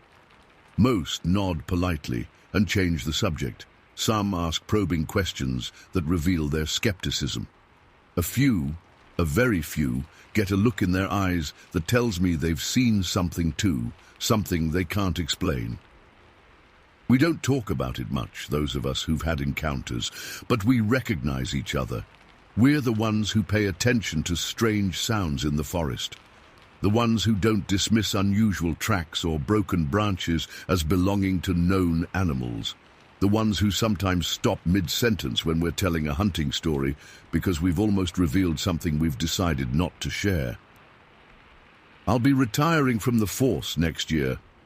Daryl keeps asking if I want to go back to our old hunting grounds for one last trip before I turn in my badge. I always find a reason to suggest somewhere else. Some places, once you've seen what's really there, you can never go back to. Not if you want to hold on to your peace of mind. That clearing near Search Mountain, Northland Lake, is one of those places for me. Story 7. The smell hit me first, a thick, heavy stench like wet dog and meat, left too long in summer heat. I was passing a beer to my buddy Carl when it rolled over our campsite like fog. Jesus Christ, I said, nearly gagging. What is that? It was close to midnight on August 12th, 1999. We were 4 days into what was supposed to be a week-long camping trip at Whispering Pines National Park. Me, Nathan Merrick, along with Carl Dawson, Pete Thompson, and Mike Hargrove, had driven 14 hours from Pinewood, Minnesota, to set up camp near Silverwater Lake. The park ranger at the entrance station had warned us about bears, but this smell was something else entirely. Something died, Pete suggested, poking at our campfire with a stick. The flames cast long shadows across our sight, the light barely reaching the edge of the surrounding forest.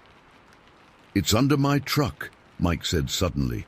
He was standing, peering toward his Ford F-150 parked about 20 feet from our tents. I grabbed my flashlight and stood up.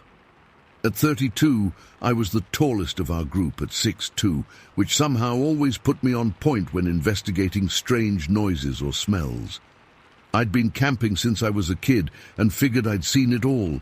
Raccoons raiding coolers, coyotes circling campsites, even a black bear once. This smell, though, made the hair on my arms stand up. "Probably just a bear," I said, trying to sound confident.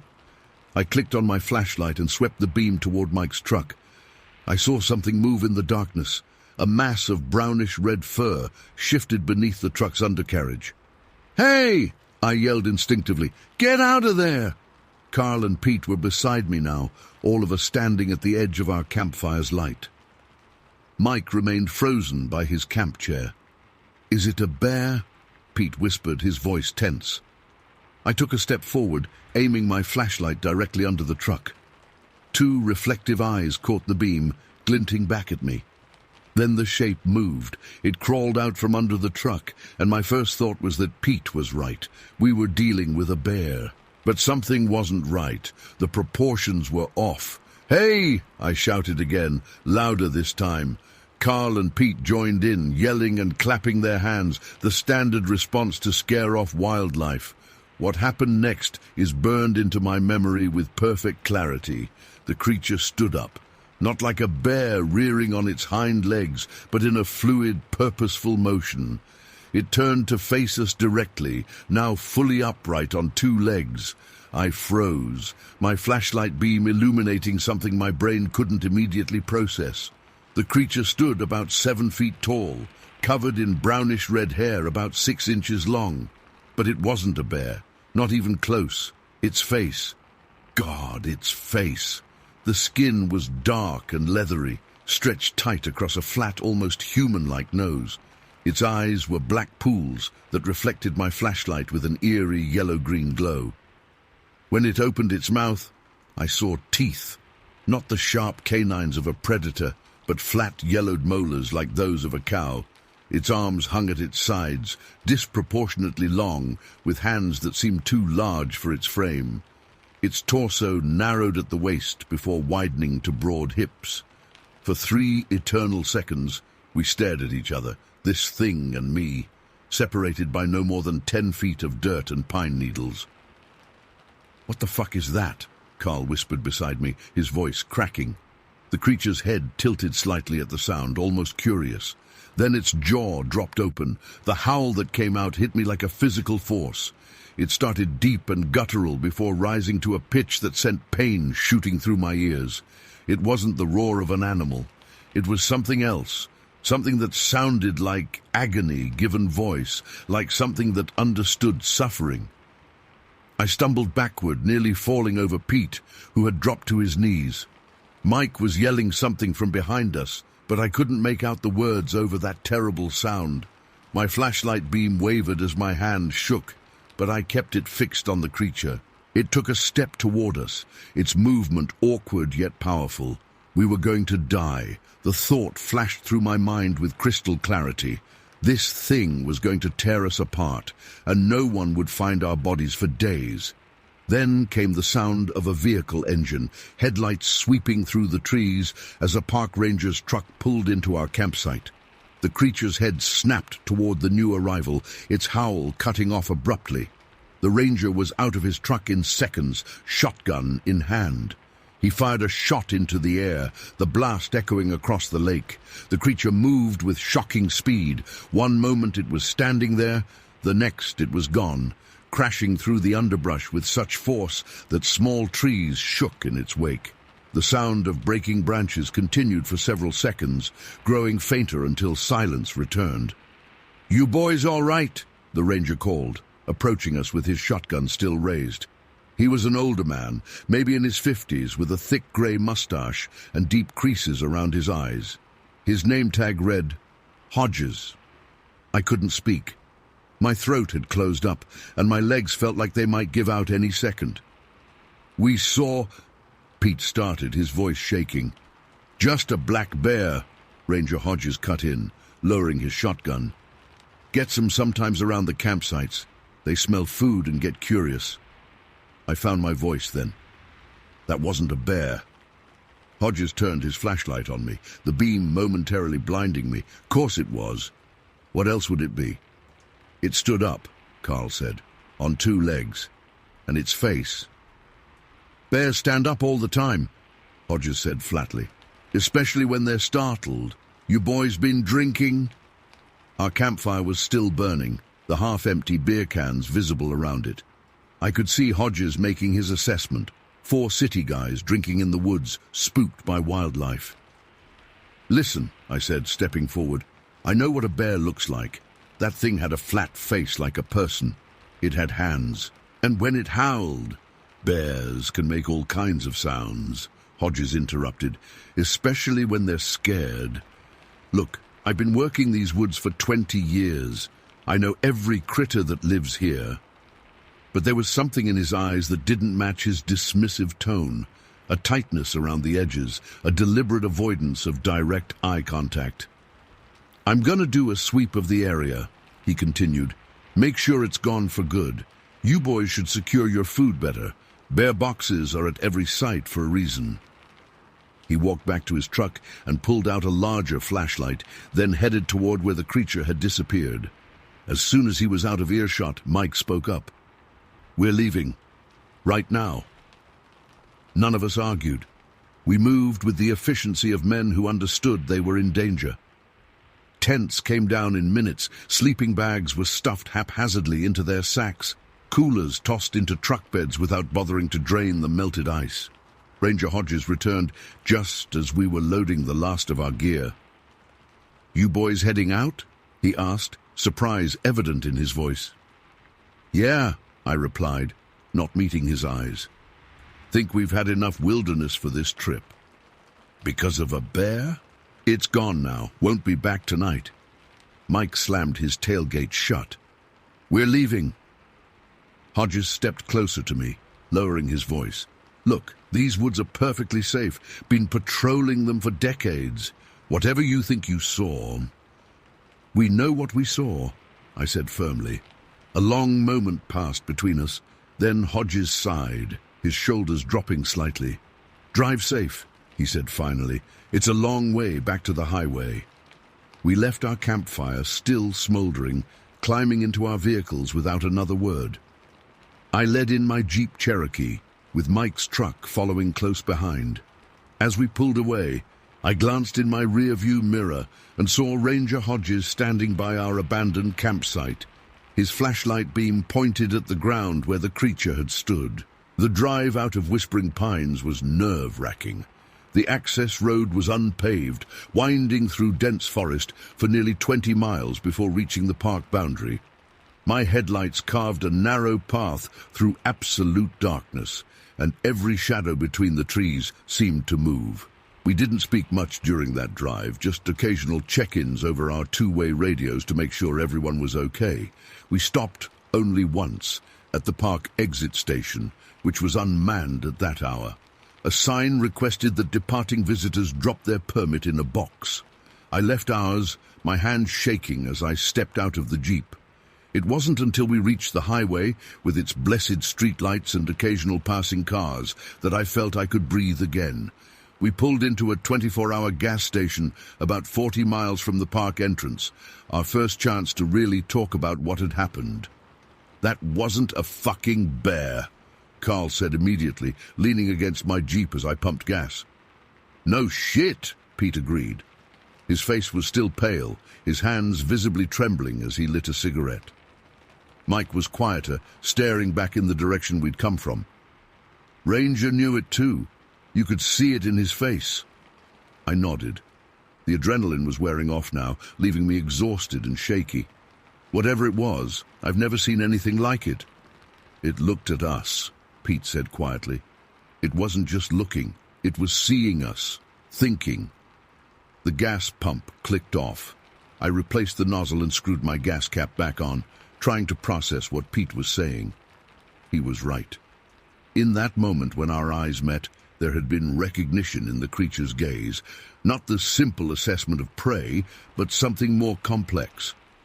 "We should report it," Carl suggested. "I mean, to someone other than that ranger. He was covering something up." Mike shook his head. "Report what? That we saw Bigfoot? They'll think we're nuts." The word hung in the air between us. Bigfoot. I'd never given much thought to the legend before. It was just a punchline, a fuzzy figure in bad photographs. But now the word had substance, a smell, a sound. "That's what you think it was?" I asked Mike. He shrugged, uncomfortable. "What else could it be? Too big for a bear, walked like a man but wasn't a man." "Let's get some coffee," Pete suggested. "Figure out where we're staying tonight." We went inside the gas station, 4 grown men sticking close together like scared kids. The fluorescent lights felt safe, normal. The bored cashier barely looked up as we gathered coffee and snacks. We decided to drive straight through to Pinewood, None of us wanted to stop at a motel, to sit in dark rooms alone with what we'd seen. We needed the movement, the feeling of putting distance between ourselves and Whispering Pines. The drive home took all night and most of the next day. We traded off driving shifts, but I don't think any of us really slept. Every time I closed my eyes, I saw that face, those flat black eyes reflecting my flashlight beam. Back in Pinewood, we made a pact not to talk about what we'd seen. Who would believe us anyway? We'd be the town laughingstocks, 4 guys who got spooked by a bear and ran home with wild stories. But I couldn't let it go. 2 weeks after our return, I walked into the Pinewood Public Library and asked about books on Bigfoot. The librarian, Mrs. Winters, gave me an amused look but directed me to a small section on cryptozoology. I spent hours there, poring through accounts of sightings, looking at grainy photographs and plaster casts of footprints. Most of it seemed ridiculous, obvious hoaxes or the fevered imaginings of attention seekers. But then I found a book with testimonials from loggers and park rangers in the Pacific Northwest. One account in particular stopped me cold. A Forest Service worker from Oregon described an encounter in 1978 that matched ours almost exactly. The smell, the upright stance, the howl that sounded like a person in terrible pain. He described the creature's face as too human to be an animal, too animal to be human. I photocopied those pages and continued my research. I discovered that Whispering Pines had a history of strange sightings dating back to the 1950s, though most were dismissed as bear encounters. Several hikers had gone missing in the park over the decades, their disappearances attributed to exposure or accidents. One evening, about a month after our trip, my phone rang. It was Pete. "Turn on Channel 7, he said, without preamble. I did, and caught the tail end of a news story about a hiker who'd gone missing in Whispering Pines National Park. The search had been called off after 5 days with no success. The reporter mentioned that the missing man's campsite had been found intact near Silverwater Lake, with no signs of animal interference or foul play. Silverwater Lake, the same area where we'd camped. I called Carl and Mike. They'd seen the news too. We met at my house that night and finally talked openly about what we'd experienced. "We should tell someone," Carl insisted. "What if that thing took him?" "Tell who?" Mike countered. "The Park Service? They're the ones covering it up. That ranger knew exactly what we saw." I had to agree with Mike. Ranger Hodges had dismissed our encounter too quickly, too firmly. He knew something. "Maybe we should go back," Pete suggested quietly. "Document it somehow. Get proof." We all stared at him. "Are you out of your fucking mind?" Mike finally said. "I'm never going back there," I said with absolute certainty. "Never." And I haven't. It's been 24 years since that night at Silverwater Lake. I still camp occasionally, but never in remote areas, and never without a gun. I've continued researching similar encounters over the years, connecting with others who've had experiences they can't explain. Some are clearly hoaxes or misidentifications, but others make my skin crawl with recognition. Carl moved to Arizona in 2003. Pete died in a car accident in 2011. Mike and I still get together for beers sometimes, but we rarely talk about that night. What's left to say? We know what we saw. We know it wasn't a bear. Sometimes, when the wind blows just right, I catch a whiff of something that reminds me of that smell, wet dog and rotting meat. And I'm immediately back there, flashlight in hand, staring into those black eyes that looked back with unmistakable intelligence. I don't know what we encountered in those woods. Bigfoot, Sasquatch, some undiscovered species, the name doesn't matter. What matters is that it exists, and that others know the truth. There are things in this world that defy explanation, things that live in the spaces between what we know and what we fear, and they're watching us. Story 8. I still remember its eyes, dark and intelligent, fixed on me from just across the tree line.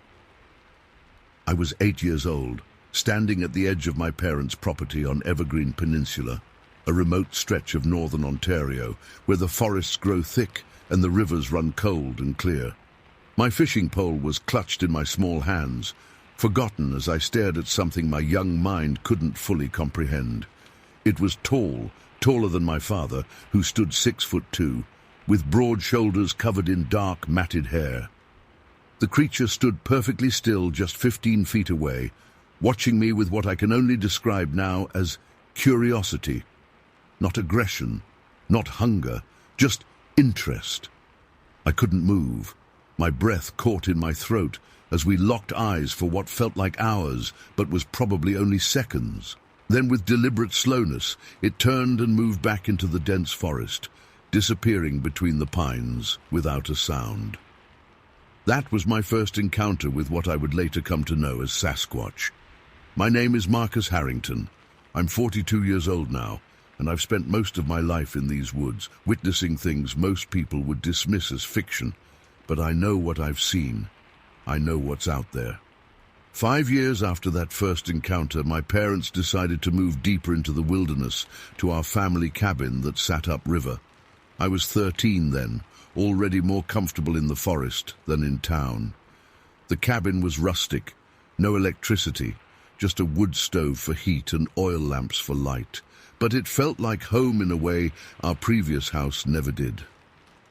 It was during that first summer at the cabin when I heard the calls. They started in early June, just as the mosquitoes were becoming unbearable. I was lying in bed, the window cracked to let in the cool night air, when I heard it. A long, echoing cry that drifted through the valley. It wasn't a wolf or a coyote. It wasn't a loon or any bird I recognized.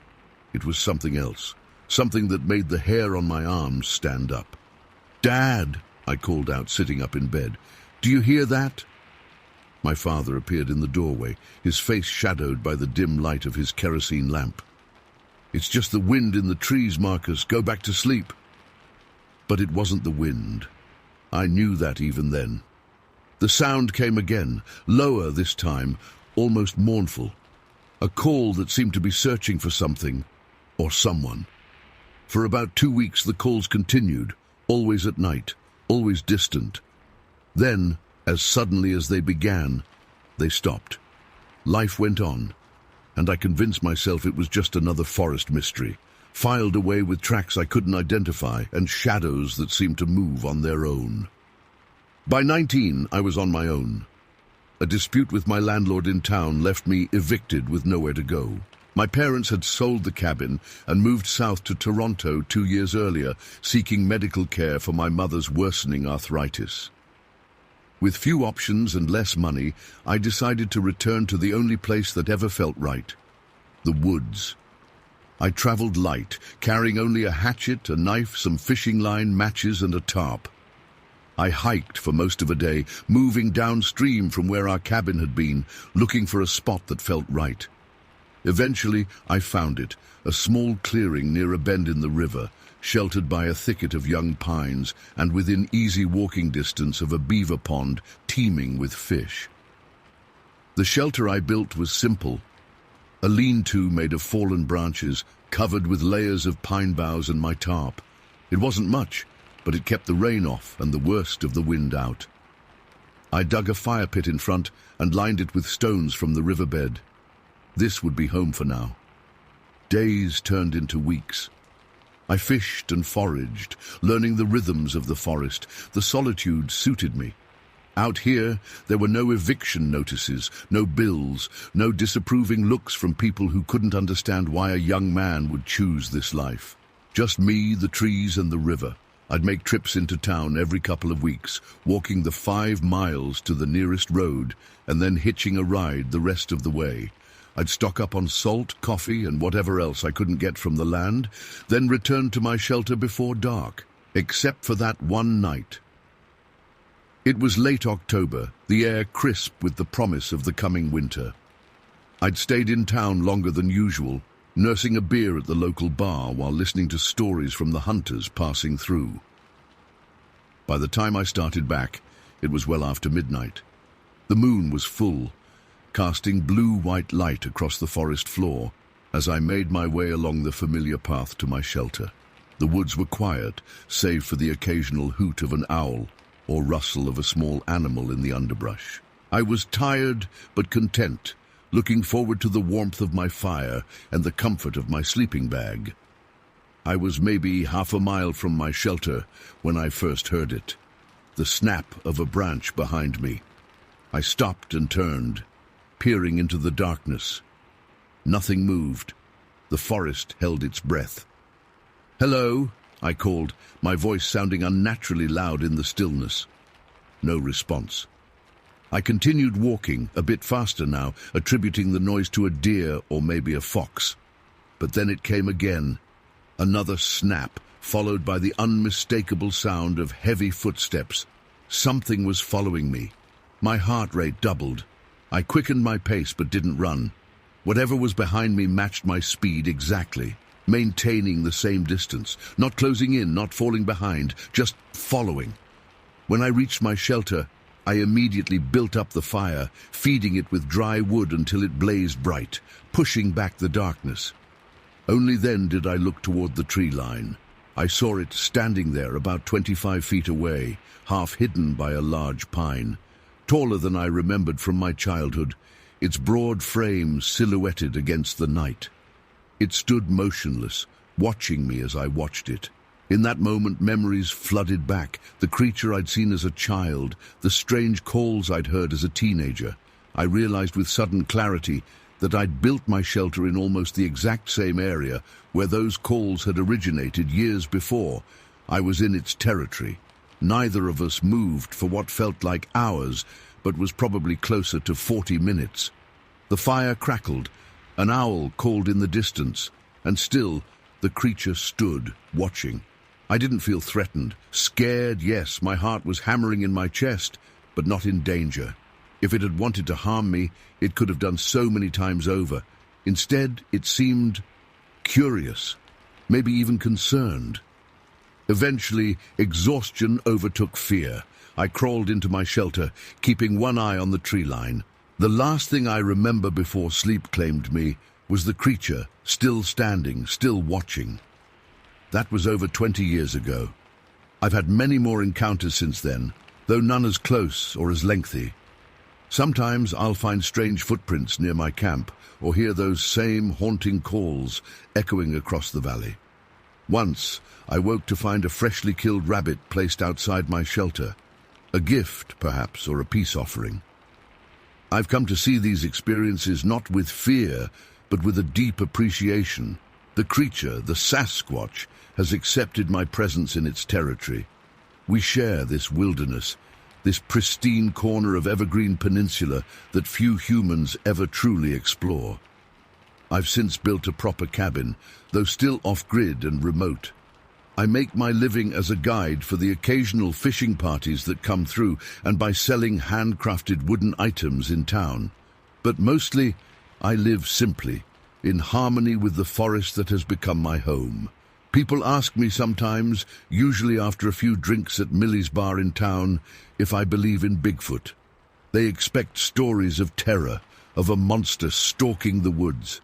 I just smile and say, I believe in respecting what I don't understand. That usually ends the conversation. The truth is, I do understand at least a little. These creatures aren't monsters. They're intelligent beings trying to survive in a world that's increasingly encroached upon by humans. They avoid us when they can, observe us when they must, and occasionally, when they find someone who poses no threat, they establish a kind of cautious coexistence. Last winter was particularly harsh. Snow piled 6 feet deep in some places, and game became scarce. I was sitting by my wood stove one evening, the wind howling outside, when I heard heavy footsteps on my porch. I opened the door to find nothing there, just fresh tracks in the snow, massive and unmistakable, and beside them a freshly killed deer. I butchered it right away, storing the meat in the snowbank beside my cabin. That deer fed me for weeks. I left the hide tanned and folded neatly on a stump near the tree line. It was gone the next morning. The forest changes with the seasons, but some things remain constant. The river still flows clear and cold. The pines still stand tall against the sky. And somewhere in these woods, creatures that most people consider myth go about their lives, unseen and undisturbed. I track them sometimes, though I never try to get too close. I found footprints measuring 16 inches long, pressed deep into the mud by the river. I've discovered strange structures in the deep woods, stick formations too deliberate to be natural, too complex to be made by known wildlife. Once, I found a tuft of dark, coarse hair caught on a tree trunk nearly 8 feet off the ground. I left it there. This past spring, I was fishing at my usual spot when I felt that familiar sensation of being watched. I looked up to see a younger creature, smaller than the others I've encountered but still imposing, standing at the edge of the clearing. It watched me for several minutes before disappearing into the trees. I wondered if it was the offspring of the one I'd first seen all those years ago. The people in town think I'm eccentric, the hermit who lives in the woods. They don't understand why anyone would choose this life. No television, no internet, no constant human companionship. They don't realize what they're missing.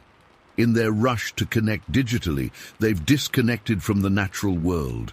They don't hear the forest's heartbeat or feel its breath. They don't see the extraordinary things that happen when human presence becomes rare enough that other intelligences feel safe to reveal themselves. I walk these woods alone, both day and night, with a deep respect for what dwells here. I've seen tracks in fresh snow that disappear into nothing. I've heard conversations in a language no human speaks, carried on the wind from ridge to ridge. I've felt the weight of eyes watching me from the darkness and known I was not the apex predator in that moment. And I've never felt more alive. This morning, I found a new footprint near my water bucket, fresh and clear in the soft earth. 16 inches long, 5 toes clearly visible, the stride length suggesting a creature well over 7 feet tall. They're still here, still watching, still allowing me to share this space, and I'm still listening, still learning, still grateful for each glimpse into their hidden world. Most people will go their entire lives never knowing such creatures exist. They'll dismiss the stories as campfire tales or the delusions of backwoods folk.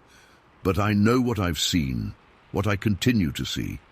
The wilderness of Evergreen Peninsula holds mysteries that can't be captured in photographs or proven in laboratories.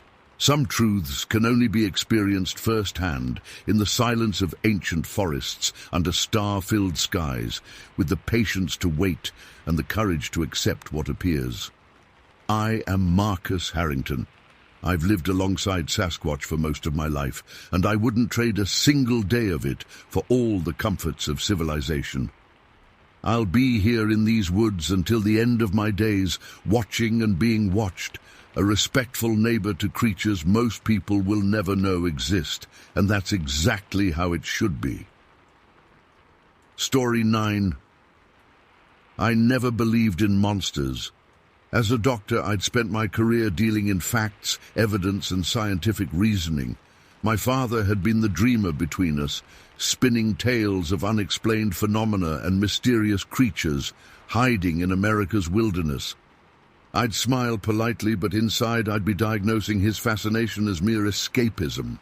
That was before the summer of 2001, before what I saw in the Pine Ridge mountain range changed everything.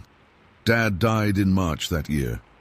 Cancer took him quickly, too quickly for proper goodbyes or for him to take that cross-country trip through Western Canada he'd been planning for decades.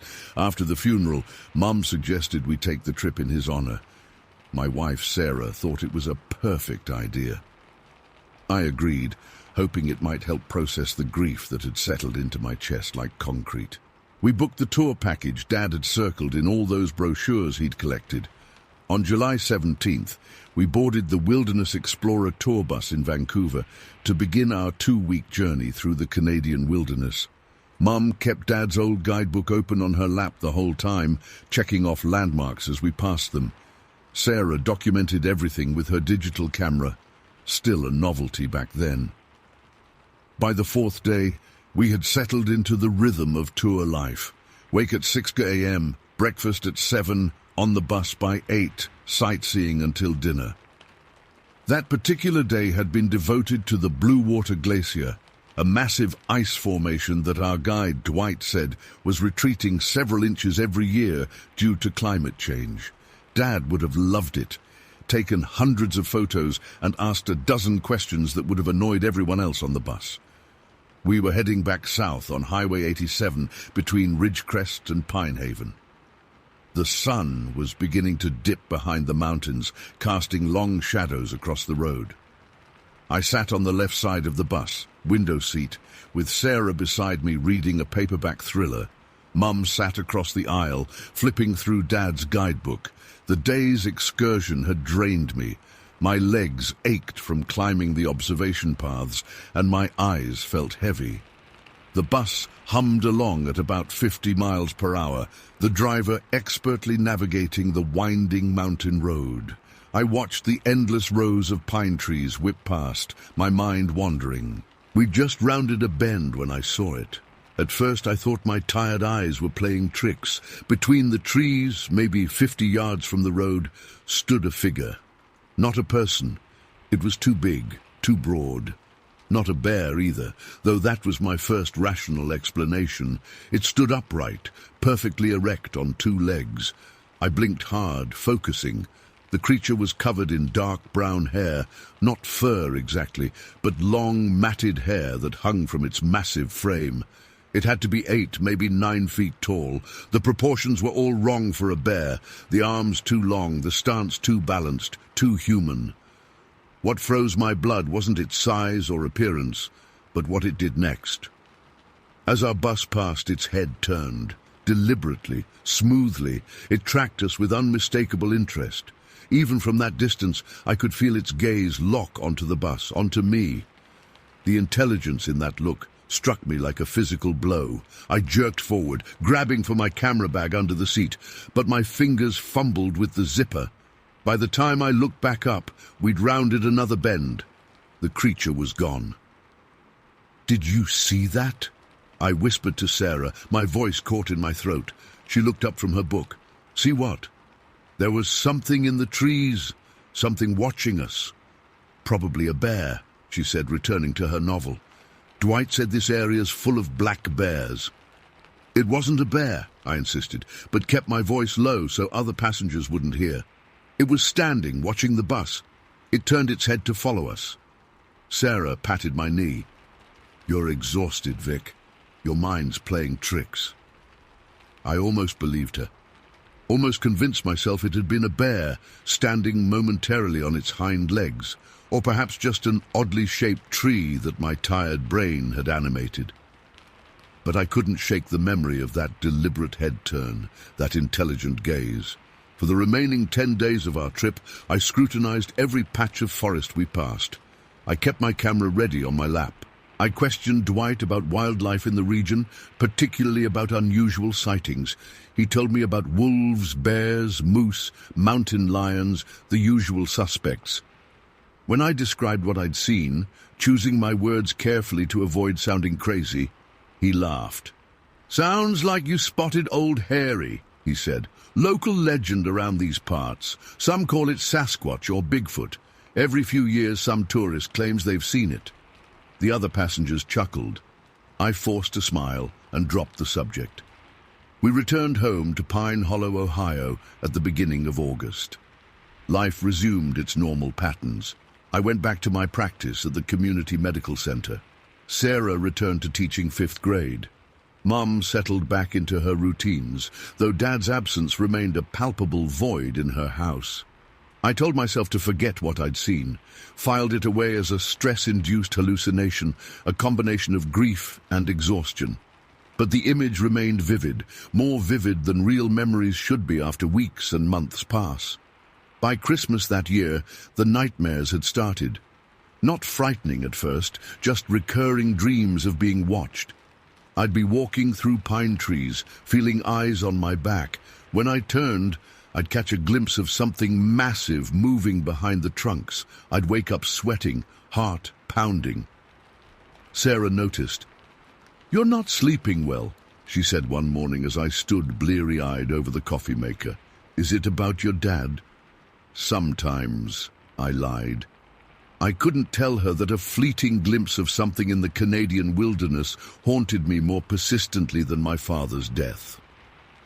By the spring of 2002, I'd started researching. Late at night, after Sarah went to bed, I'd sit at our desktop computer searching cryptozoology websites, reading encounter reports from the Pine Ridge region. Most were clearly hoaxes or misidentifications, but some, a handful, described exactly what I'd seen.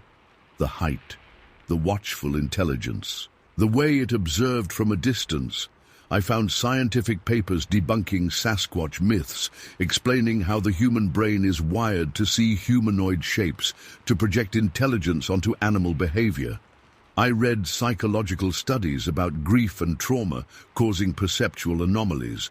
I convinced myself repeatedly that I'd seen a bear, or nothing at all.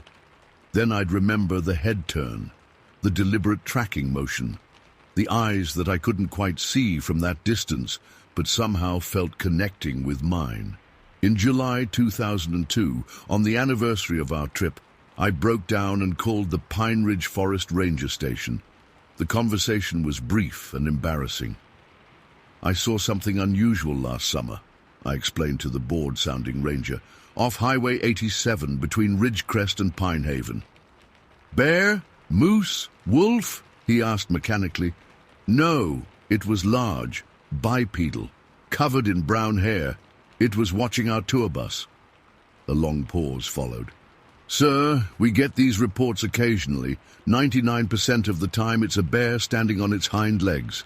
The other 1% is usually people who've had too much to drink at one of the lodges." "I wasn't drinking. I'm a doctor. I know what I saw." "Did you get a photo?" "No." "Any other witnesses?" "No." Another pause. "Well, doctor, I suggest you file it under unexplained and move on. Lots of shadows in these mountains." I thanked him and hung up, feeling foolish. What had I expected? That they'd have a file labeled Sasquatch Sightings ready to add my report to. At my annual physical that fall, my own doctor noted my blood pressure was elevated. I admitted I wasn't sleeping well. "Stress at work?" he asked. "No, just preoccupied with something I saw last year." He prescribed sleeping pills. I filled the prescription but never took them. I was afraid the pills would prevent me from waking from the dreams. Dreams that had evolved to include the creature walking toward me, reaching out with hands too large, too articulate for a bear. By 2003, I'd stopped mentioning it to Sarah. She'd grown concerned about my obsession, suggesting grief counseling. Maybe she was right. Maybe I was transferring my unresolved feelings about Dad's death onto this bizarre fixation. I started seeing a therapist, Dr. Winters, but never told her about the sighting. We talked about Dad, about loss, about moving forward. It helped with the grief, but did nothing for the certainty growing inside me. I knew what I'd seen. It wasn't a bear. It wasn't grief. It wasn't exhaustion. In 2005, I found an online forum for people who claimed to have seen similar creatures. I created an anonymous account and shared my story, careful to omit identifying details. The responses were mixed. Some believed me immediately, adding my sighting to their personal databases of evidence. Others questioned every detail, suggesting alternative explanations I'd long since considered and dismissed. A few accused me of hoaxing, of seeking attention. One response stood out. A user named PineWatcher57 sent a private message. "Highway 87 has a history. Check newspaper archives for Ridgecrest Daily News, summer 1957. Similar sighting, multiple witnesses. I spent $50 to access the digital archives of the Ridgecrest Daily News. After hours of searching, I found it. A small article dated August 12, 1957. Tourists report wild man sighting near Highway 87. According to the article, A family of 4 and their bus driver reported seeing a tall, hair-covered creature watching their vehicle from the forest edge. The article treated it as a curiosity, noting local legends about mountain men who'd gone feral. My hands shook as I printed the article. This wasn't proof, but it was validation. Others had seen it in the same location decades earlier. I reached out to Pine Watcher 57 again, but my message went unanswered. The account had been deleted. By 2007, I'd built a wall of evidence in my home office. Maps, printouts of sighting reports, scientific papers on undiscovered North American mammals, photos of the region where I'd had my encounter. Sarah worried. Mum stopped visiting our house. Colleagues at the medical center noted my distraction, my occasional tiredness. I maintained my professional duties impeccably, never letting my patients suffer for my private obsession, but my reputation for affability suffered. In April 2008, I received a plain manila envelope in the mail, no return address. Inside was a single sheet of paper with a typed message, Dr. Holloway. They know we see them, they remember faces, be careful what you pursue. Below the message was a crude drawing of a tall, bipedal figure partially hidden behind a tree trunk. I should have been frightened, but instead felt vindicated. Someone else knew, someone else understood. I added the letter to my wall. Sarah found it during spring cleaning. "This has gone too far," she said, her voice breaking. "This isn't healthy, Victor. It's been 7 years. You saw a bear, or maybe nothing at all. You need to let this go." "I can't," I said simply. "Then I can't stay," she replied. She didn't leave immediately. We tried counseling, a different therapist this time. I finally shared my experience, my certainty, my growing collection of evidence. The therapist maintained neutral professionalism, but suggested my fixation might represent displaced grief or post-traumatic stress. I stopped attending after the 3rd session. Sarah moved out in June. The divorce was final by Christmas. I sold our house in Pine Hollow and bought a small cabin outside of Ridgecrest, British Columbia in early 2009. Used my savings, took a leave of absence from the medical center, told everyone I needed time to regroup after the divorce.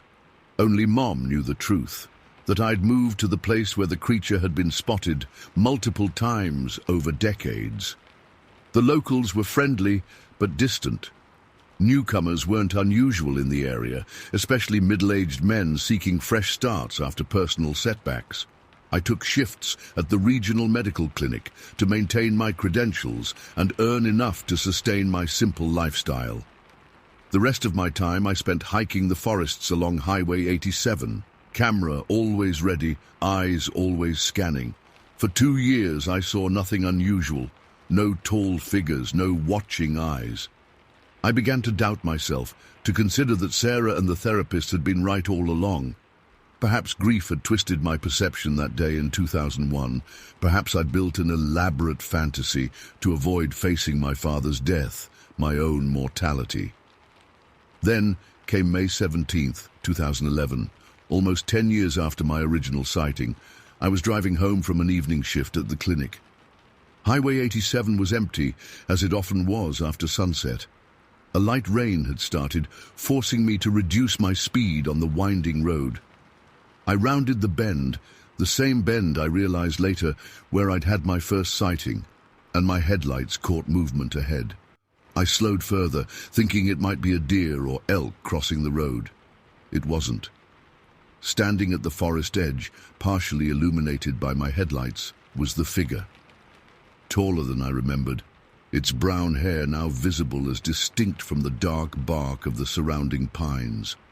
It stood motionless, watching my approaching vehicle with that same unsettling intelligence I'd seen a decade earlier. This time, I was prepared. I brought my truck to a complete stop about 50 yards away. My hands trembled as I reached for the digital camera I kept on the passenger seat. Through the windshield, I could see the creature hadn't moved.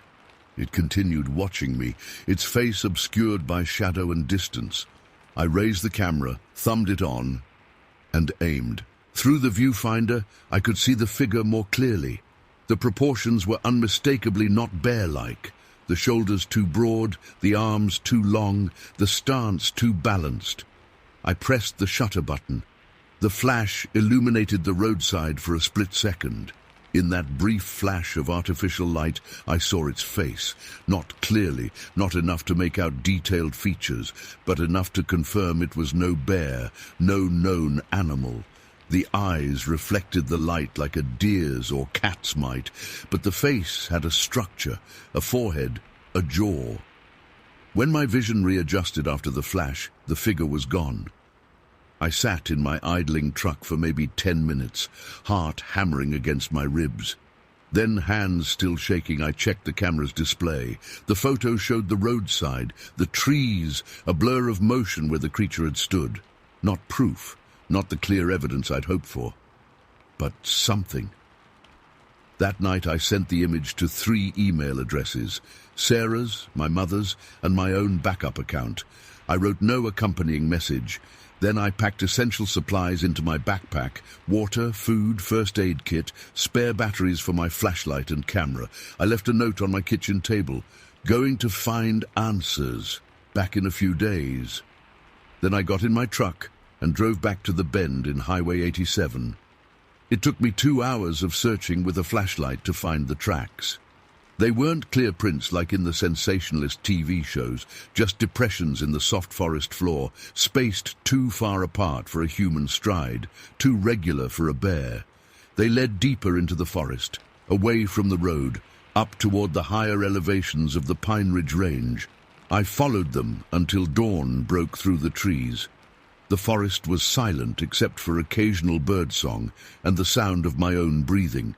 The tracks disappeared on rockier ground, but by then I'd established a direction. I kept going. By midday I'd climbed higher than I'd ever hiked in these mountains. The air grew thinner, the trees more sparse. I found more tracks in patches of mud, the same wide stride, the same suggestion of a bipedal gait. I kept my camera ready, taking photos of every track, every broken branch that might indicate passage. Late afternoon brought storm clouds. The temperature dropped. I should have made camp, prepared shelter.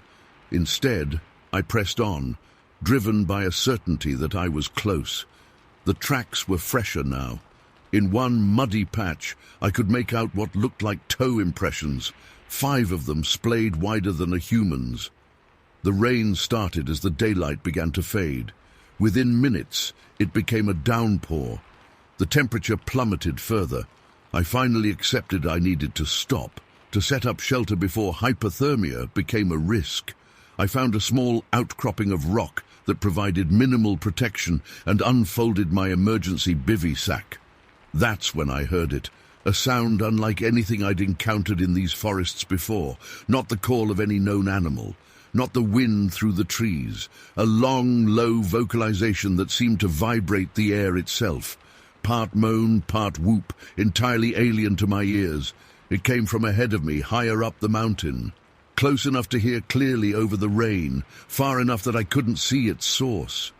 I stood frozen, rain soaking through my jacket. The call came again, longer this time, with modulations that suggested complexity beyond animal communication. My scientific mind raced for explanations. 2 different animals calling simultaneously. An echo effect from the mountain geography, the storm playing tricks on my perception. But I knew, just as I'd known in 2001 when I saw the creature watching our bus. This was no known animal. This was what I'd been seeking for a decade. I abandoned the half-set shelter and moved toward the sound, my flashlight beam cutting weakly through the increasing gloom. The rational part of my brain screamed warnings about night hiking, about storms, about hypothermia. I ignored it. The vocalization came again. Closer now, I climbed over slick rocks, through dense underbrush. My boots sank into mud. Branches whipped my face. Still I moved forward, drawn by a compulsion stronger than self-preservation. I reached a small clearing and stopped. My flashlight batteries were weakening, the beam becoming yellowish and dim. The rain had lessened to a steady drizzle. Through the mist ahead, I saw movement, not one figure but three. Large bipedal forms moving between the trees at the clearing's edge. Even in the poor light, I could see they matched what I'd glimpsed from the bus and my truck.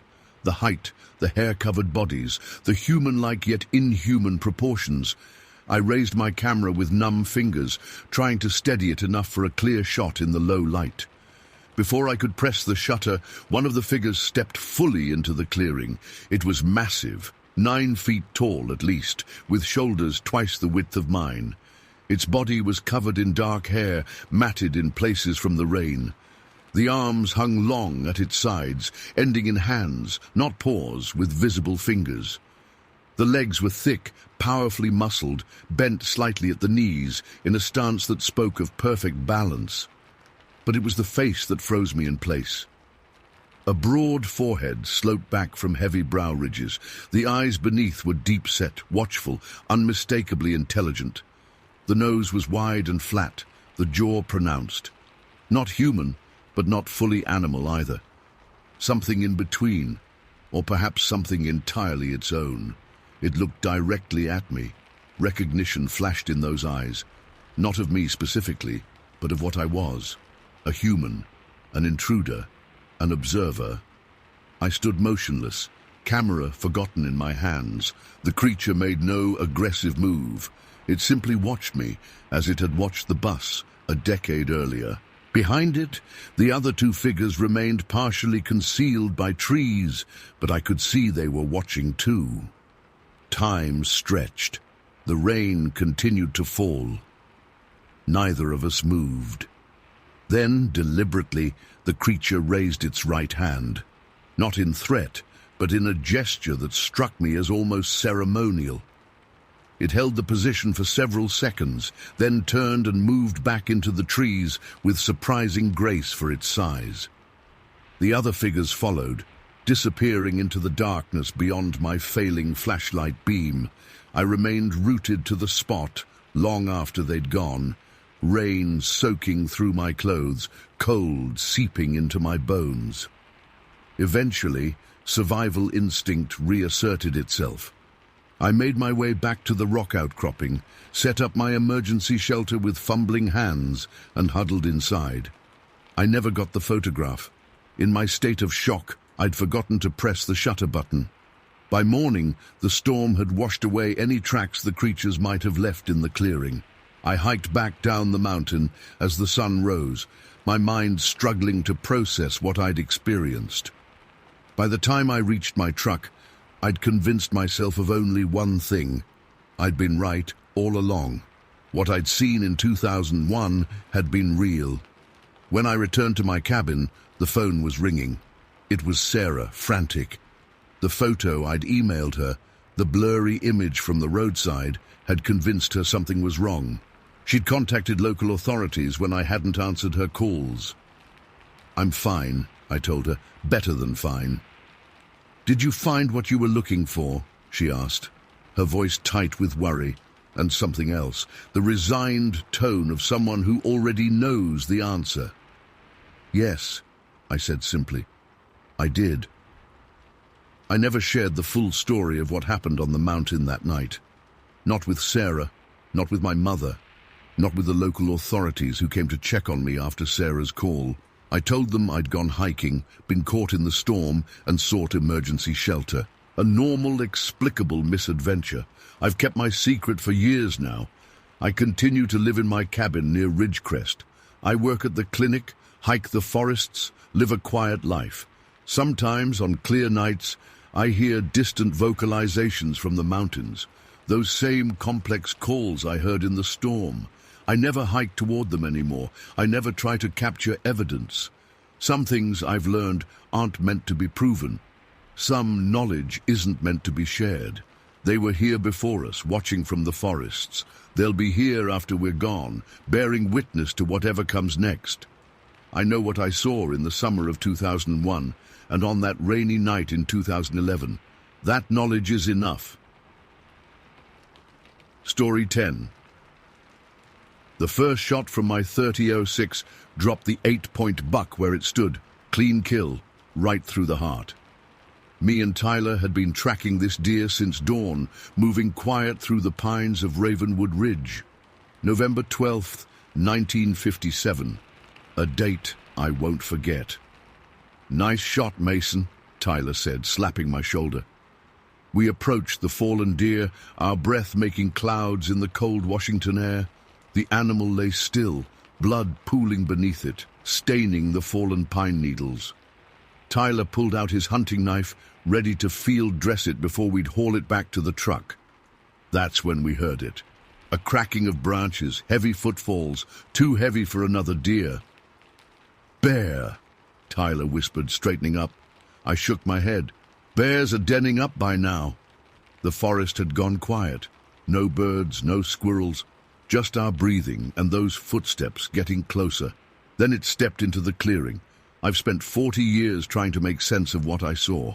9 feet tall at least, covered in dark brown hair, almost black, matted in places, not fur like a bear, hair like a human's, but all over.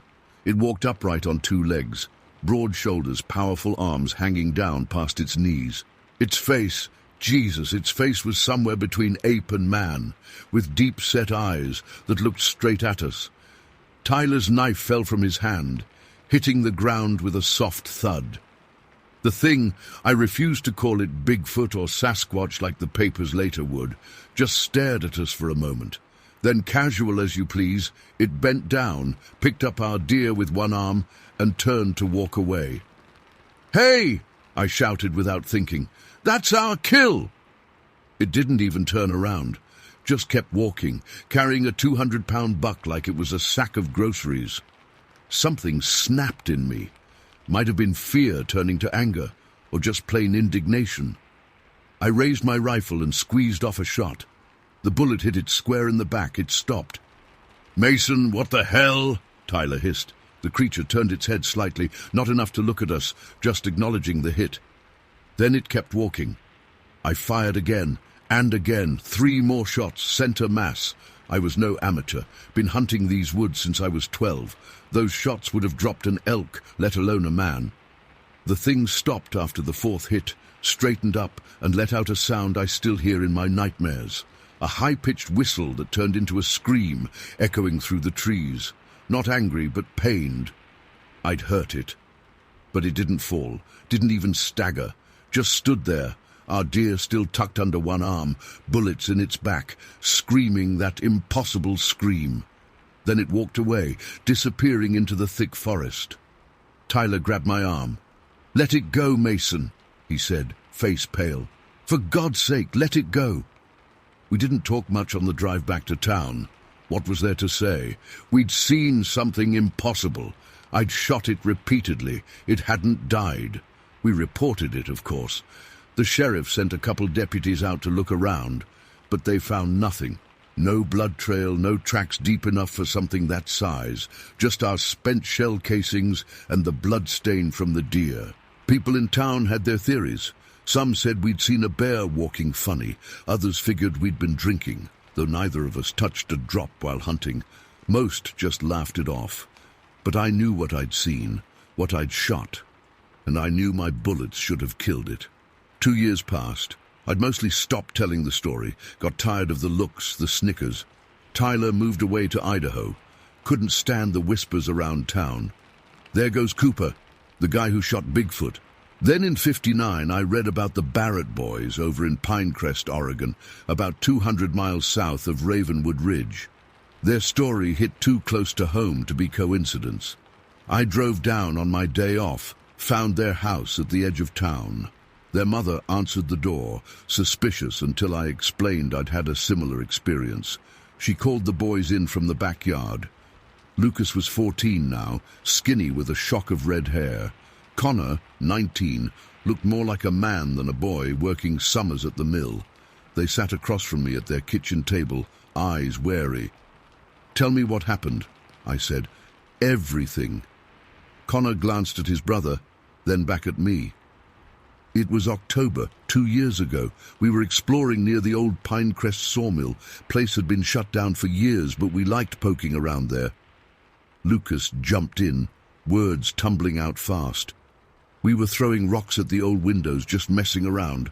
Then Connor saw something move inside the mill. Thought it was a drifter at first, Connor continued. Told Lucas to stay put while I checked it out. Had my .22 rifle with me.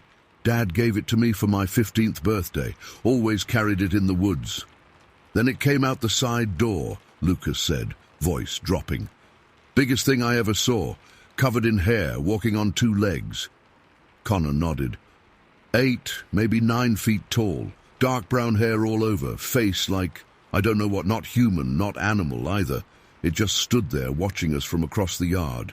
We ran, Lucas said, all the way home. Nobody believed us. But you went back, I prompted, knowing where this was headed. Connor's face hardened.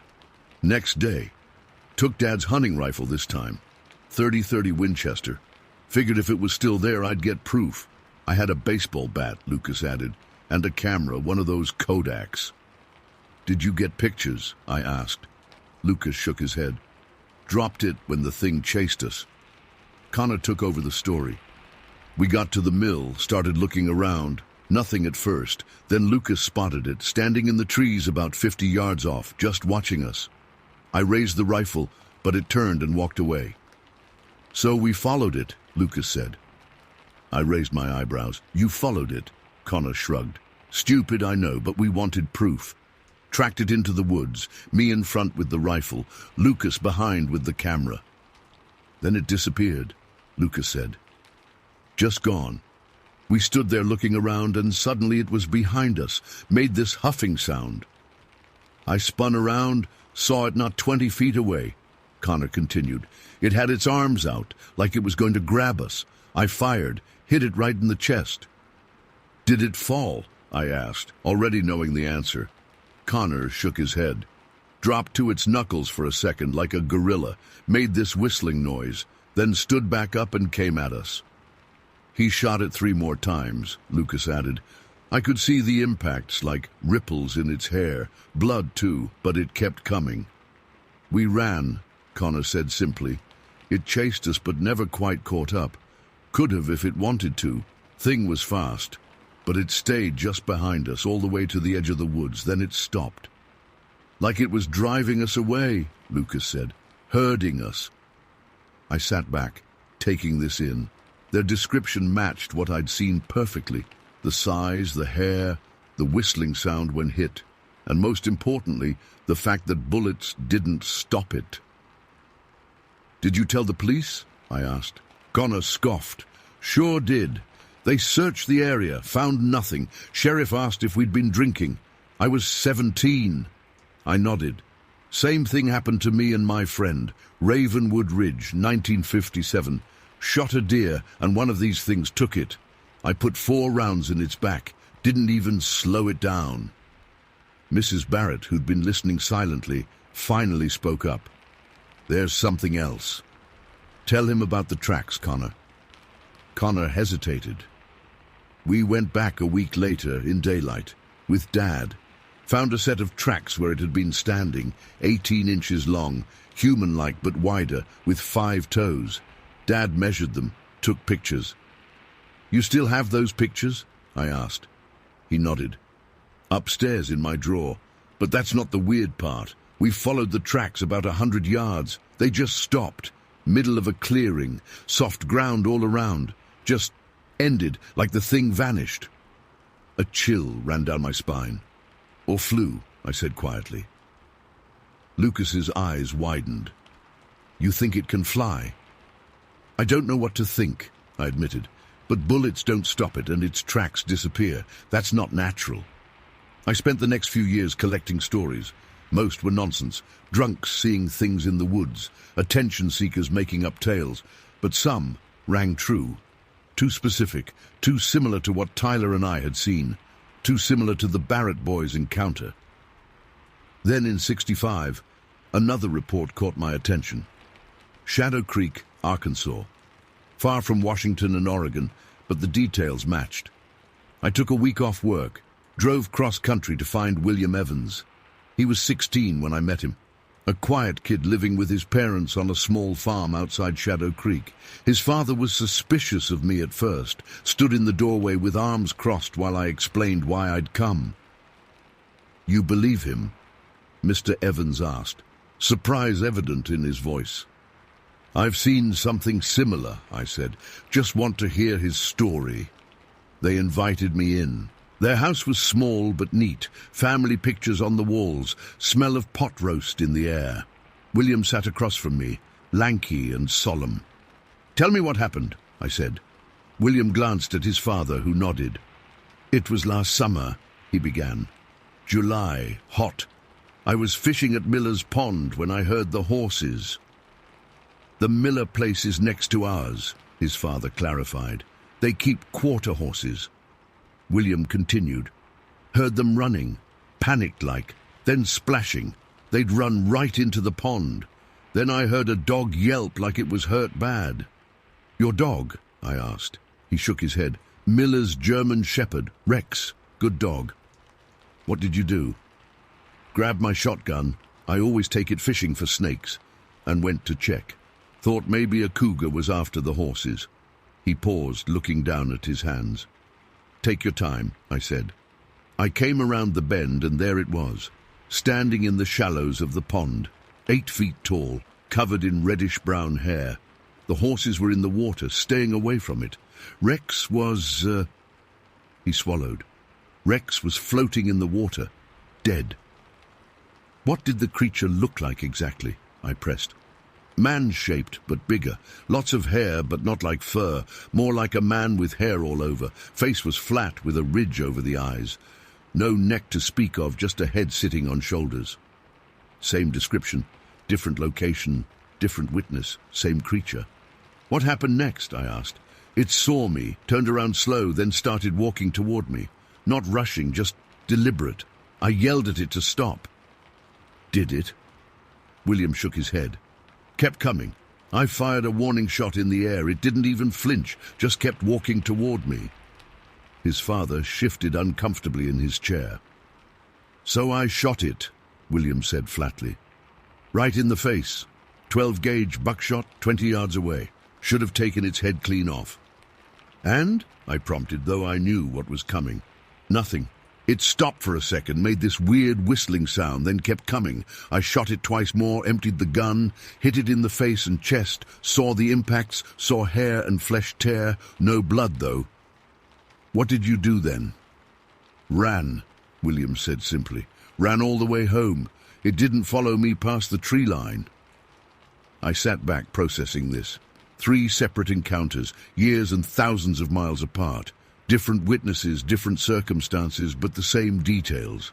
The size, the appearance, the imperviousness to bullets, the whistling cry when hit. "Have you told others about this?" I asked. William nodded. "Sheriff, game warden. Nobody believed me. They searched, found nothing. Said I imagined it.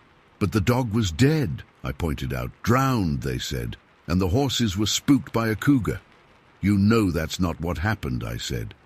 "I know what I saw," William replied, meeting my eyes directly. "I shot it in the face 3 times. It should have died. Nothing survives that." "Nothing we know," I said quietly. "I've spent decades now, tracking reports, interviewing witnesses. Tyler died in '83, heart attack. The Barrett brothers moved away. Connor to California. Lucas joined the army. William Evans became a veterinarian, rarely speaks of what he saw. But the reports continue. Similar descriptions, similar encounters. Always the same detail that haunts me. Bullets don't stop these things. Doesn't matter the caliber, doesn't matter where you hit them. They feel pain. That whistling scream proves that. But they don't die. Scientists say it's impossible. A 9-foot hominid couldn't stay hidden in North American forests, and nothing could survive multiple gunshot wounds without medical attention. But I know what I saw. I know what the others saw. There's something out there in the woods, something that walks like a man, but isn't one, something that can take multiple direct hits from hunting rifles and keep moving. I don't go into the forests anymore. Not alone, not armed, not even in daylight. Because I know something most don't. Our weapons are useless against them. If they ever decide to come out of hiding to stop avoiding us, we have no defense. I fired 4 shots from a high-powered rifle into one of these creatures' center mass, shots that would drop a grizzly bear, and it walked away, carrying our deer, bullets in its back. That's not an animal. That's not even a monster. That's something else entirely, and it's still out there. But Tautu. Story 11. The smell hit me first. Not the usual forest scents I'd grown accustomed to over my years with the shadow riders, not pine needles or damp earth, or even the occasional decaying carcass of a deer. This was different, overwhelming. Like death itself had seeped into the very air around us. My name is James Tallman, third son of Vernon Tallman, and at 22 years old, I stood 7 feet 4 inches tall, still 2 inches shorter than my father and oldest brother. We Tallmans were giants among even the unusually large warriors of the Shadow Riders, the elite cavalry force assembled by Chief Gabriel Blackhawk of the Riverwood Nation. It was late summer, 1855. The raids on our lands had grown worse over the past months. At first, it had been just vegetables missing from gardens on the outskirts of our territory. Then came the livestock, chickens, pigs, even a prized bull belonging to one of our elders. Some believed it was settlers encroaching on our lands again, stealing what they could in the night. Others whispered of something else entirely. I adjusted my position in the saddle as our horses pushed through the dense undergrowth.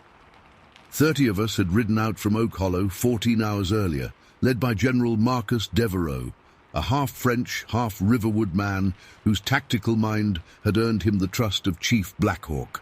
My father rode just behind him, with my 5 brothers and me following close behind. The other 22 warriors of the Shadow Riders spread out in formation behind us.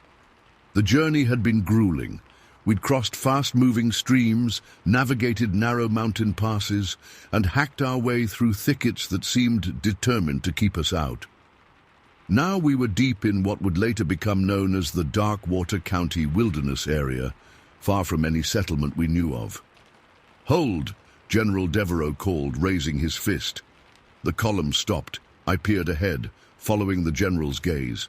Something had moved in the tree line about 200 yards ahead, a shadow larger than a man. "Weapons ready," he ordered quietly. I checked my rifle, a Sharps .52 caliber, and made sure my pistol was secure in its holster. My hunting knife, 14 inches of polished steel that had been a gift from my father on my 16th birthday, hung at my side. General Devereux turned in his saddle to face us. His eyes were hard, focused. "We charge on my command. Whatever's been taken from our people ends today." My father nodded grimly. At 7 feet 6 inches, Vernon Tallman was an imposing figure, his long black hair streaked with grey and tied back with a leather cord. "Stay together," he told us, his sons. "Watch each other's backs." Then Devereux kicked his horse forward. "Charge!" he shouted, drawing his saber. We surged forward as 30 riders thundering across the forest floor. The ground shook beneath us. I felt the familiar rush of blood in my ears, the tightening of my chest that always came before battle, and then the smell hit us. Stronger now, so powerful it seemed solid, like riding into a wall. My horse Thunder, a sturdy chestnut gelding I'd raised from a colt, reared suddenly. All around me, horses were bucking, neighing in terror.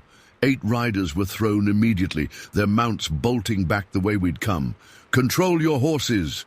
my father bellowed, fighting to keep his own massive stallion in check. I gripped Thunder's reins tightly, leaning forward to speak directly into his ear.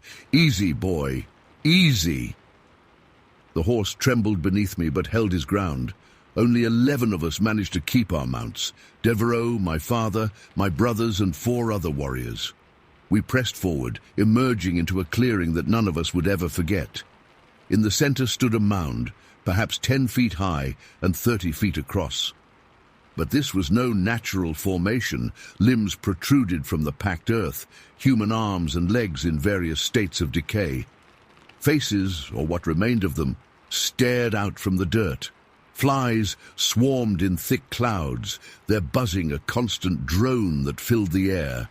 And standing beside this monument to death were three creatures unlike anything I'd ever seen. They were enormous, at least 9 feet tall, covered in thick matted hair that ranged from dark brown to reddish black. Their bodies were massive, barrel-chested and powerfully built, with long arms that hung nearly to the ground. Their faces, if you could call them that, were flat, with wide nostrils and deep-set eyes that glinted with unmistakable intelligence. The stench came from them as much as from the mound of corpses. It was the smell of old blood, of rotting meat, of something fundamentally wrong. For a moment, everything was still. We stared at the creatures, they stared back. Then General Devereux broke the silence with a roar, spurring his horse forward, pistol in one hand, saber in the other. He fired as he charged, the shot echoing through the clearing. The nearest creature didn't even flinch as the bullet struck it. Instead, it swung one massive arm with terrible speed, catching Devereux's horse mid-stride. The blow was so powerful, it lifted the 200-pound animal off its feet, sending both horse and rider tumbling to the ground. Devereux rolled clear, coming up with his saber still in hand. He slashed at the creature's leg, drawing a line of dark blood across its thigh. The thing roared, a sound so deep and primal it made the ground beneath my feet vibrate. Then it grabbed Devereux by the arm, lifting him off the ground as easily as I might lift a child. "Fire!" my father shouted, and we unleashed a volley at the creatures. Bullets tore into their flesh, but they seemed more enraged than injured. The one holding Devereux shook him violently, then, with a sickening twist, tore his head from his shoulders. Blood fountained from the general's neck as his body crumpled to the ground. My brother Elijah screamed in fury, firing repeatedly at the creature that had killed Devereux. I joined him, emptying my rifle into the hairy monster's chest. It staggered backward, finally showing signs of injury, then fell to one knee. The other creatures were moving now, charging toward us with terrifying speed despite their size. One reached for my father, but he was ready. He fired his pistol directly into its face from less than 5 feet away. The creature howled, clutching at its ruined eye, but didn't fall. My oldest brother, Samuel, drove his horse directly at the wounded beast, firing his rifle point-blank into its chest. This time, the creature collapsed, though its massive limbs continued to twitch and claw at the air. The third creature, seeing its companions fallen, turned to flee toward the trees. My brother Caleb, the fastest rider among us, pursued it without hesitation. "Caleb, no!" my father shouted, but it was too late. I kicked thunder into motion, following my brother. Behind us, the sounds of battle continued as the remaining warriors finished off the wounded creatures. Caleb chased the fleeing monster into the forest, weaving his horse between trees with remarkable skill. I struggled to keep up, branches whipping at my face as we plunged deeper into the woods. Ahead, I heard a crash, then a scream, not my brother's, but something inhuman. I burst into a small clearing to find Caleb's horse dead on the ground, its neck broken. The creature was wounded, bleeding from multiple gunshot wounds, moving slower now. Caleb himself was on the creature's back, one arm wrapped around its thick neck, the other repeatedly plunging his hunting knife into its shoulder and neck. The beast reached back, trying to dislodge him, but Caleb clung on with grim determination. I leaped from Thunder's back, drawing my own knife as I ran toward them. The creature saw me coming and swung one massive arm in my direction. I ducked under it, slashing at its leg as I passed. Dark blood spurted from the wound. The thing roared in pain, finally managing to grab Caleb and throw him to the ground.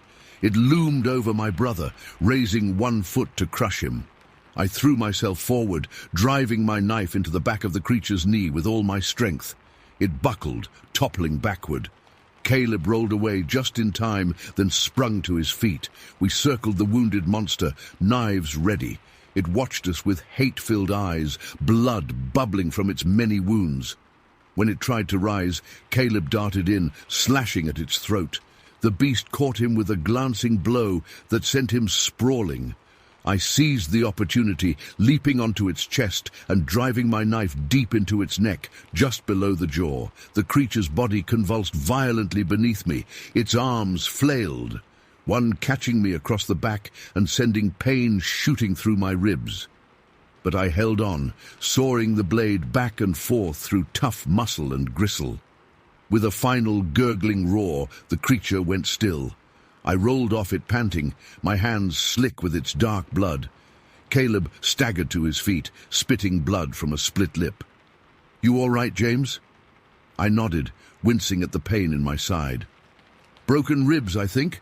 Nothing worse?" My brother moved to the creature's body, studying it with grim fascination. "What in God's name is it?"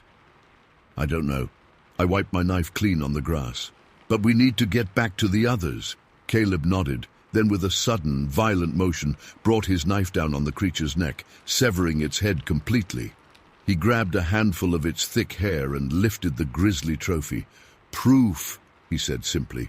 When we returned to the main clearing, the fighting was over. Both creatures lay dead, their bodies riddled with bullets. 3 more of our warriors had fallen: John Redbird, Thomas Cloud, and young William Hawke, barely 18 years old. My father's face was splattered with blood, none of it his own. He embraced us both when he saw us, his massive arms nearly crushing the breath from my damaged ribs. "We thought we'd lost you," he said, his voice rough with emotion. "Nearly did," Caleb replied, dropping the severed head at our father's feet. "But James got to me in time." My other brothers gathered around, checking our injuries, slapping our shoulders in relief. Then we turned to the grim task at hand. The mound of corpses required investigation. As we carefully dismantled it, pulling bodies from the packed earth, the full horror of what we'd found became clear. There were 19 children among the dead, ranging from perhaps 4 years old to teenagers. Some were from our own tribe, children who had gone missing over the past months. Others were unfamiliar, perhaps from settler families or other tribes. There were adults too, mostly women, but a few men as well. Some bodies were relatively fresh, others little more than skeletons with scraps of flesh and clothing still clinging to them. "They've been feeding," my brother Samuel said quietly, gesturing to marks on the bodies that could only be bite wounds. "These creatures have been hunting humans for food." My father's face hardened. "We'll bury our dead, and these poor souls here, the creatures we burn." It took hours to dig graves deep enough. We worked in shifts, some digging while others stood guard, weapons ready, eyes scanning the forest for any sign of more creatures.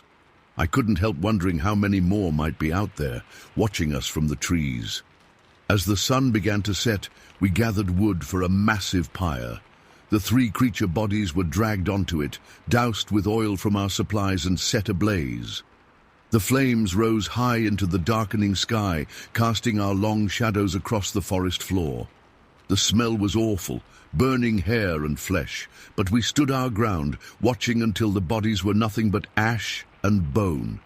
General Devereux we buried with full honors, marking his grave with stones and his saber thrust into the earth at the head of the mound. The fallen Shadow Riders were laid to rest beside him. For the victims of the creatures, we dug a common grave, large and deep. My father spoke words over them as we covered them with earth, a prayer for their spirits to find peace, for their journey to the next world to be swift and without fear. Night had fallen completely by the time we finished. We made camp not far from the clearing, none of us willing to travel through unfamiliar forest in the dark, especially now that we knew what might be lurking there. I sat by the fire, my ribs bound tightly with strips torn from my spare shirt. Caleb sat beside me, his lips swollen, a deep bruise darkening on his jaw. "You saved my life today," he said quietly. I nodded. "You would have done the same." "Still." He clasped my shoulder. "I won't forget it." My father joined us, passing a water skin. "Drink," he ordered. "Both of you need it." As I took a swallow, I asked the question that had been on my mind since the battle. What were those things? My father was silent for a long moment, staring into the flames. The old stories speak of them, he said finally. The man-eaters, the tall ones. Creatures that walk like men, but are not men. Bigfoot, said Samuel, who had been listening nearby. That's what the trappers call them. My father nodded. Yes, but the stories never said they hunted people. They were supposed to be shy, avoiding humans whenever possible. Well, these ones didn't get that message, Caleb said grimly. No, my father agreed. And I fear there may be more of them out there. Tomorrow we ride back to Oak Hollow. Chief Blackhawk needs to know what we found here.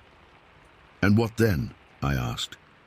My father's eyes were hard as flint in the firelight. Then we gather more warriors, more weapons. We hunt down every last one of these monsters. This is war now, son. A war for our very survival. I nodded, feeling the weight of what lay ahead. The Shadow Riders had been formed to protect the Riverwood Nation from human threats, bandits, rogue settlers, hostile tribes. None of us had expected to find ourselves in a war against creatures straight from our most primal nightmares. As I lay down to sleep that night, my hand never straying far from my rifle, I knew our world had changed. The wilderness surrounding our lands was no longer just wild, it was hostile, inhabited by intelligent predators who viewed us as nothing more than meat. The war that began that day would rage for years, fought in shadows and secret places, far from the eyes of the growing settlements. It would never appear in any official history, would be dismissed as legend and folklore by those who came after, but we who fought in it would never forget. The Tallman family would pass down the story through generations, a warning and a reminder. The wilderness holds secrets. Some of them have teeth. Story 12. My palms are sweaty as I grip the steering wheel, driving past the turnoff that leads to those woods. It's been 23 years since that day, but the feeling hits me just the same, that crawling sensation up my spine, the absolute certainty of eyes tracking my movement. I know it's out there, watching. I always know. My name's Ethan Caldwell, and I grew up in Marion County, Texas, where the pine trees grow so thick they block out the sun in places. Back in the fall of 1999, when I was 9 years old, something happened that changed me forever. Something I saw in those woods that my parents dismissed, but that I've spent my adult life researching, trying to make sense of. It was late October. The weather had turned crisp, and the leaves were starting to drop. My cousin Dylan was staying with us for the weekend while his folks were out of town. Dylan was 8, a year younger than me, but we were close as brothers. He lived just one county over, and our families got together nearly every month. That Saturday morning, we stuffed our pockets with beef jerky and those little Debbie cakes, grabbed our Swiss Army knives, gifts from my dad last Christmas, and headed for the woods. My older brother Jake had built a fort about a mile into the forest, and he'd finally said we could use it while he was at football practice. "You sure you know the way?" Dylan asked as we passed the old fence line that marked the edge of our property. I nodded with all the confidence a 9-year-old could muster. Been there loads of times with Jake. That was only half true.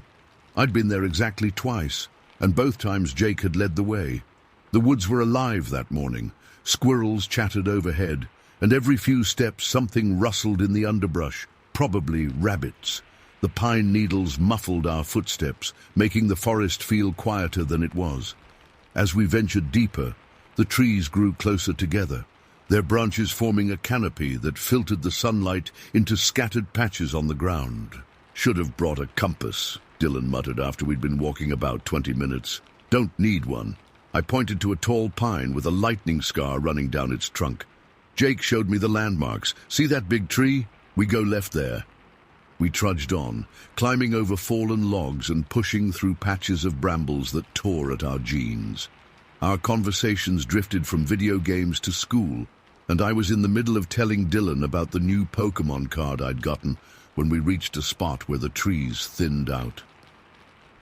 "This is it," I said, recognizing the small creek that ran nearby. The fort should be just up that hill.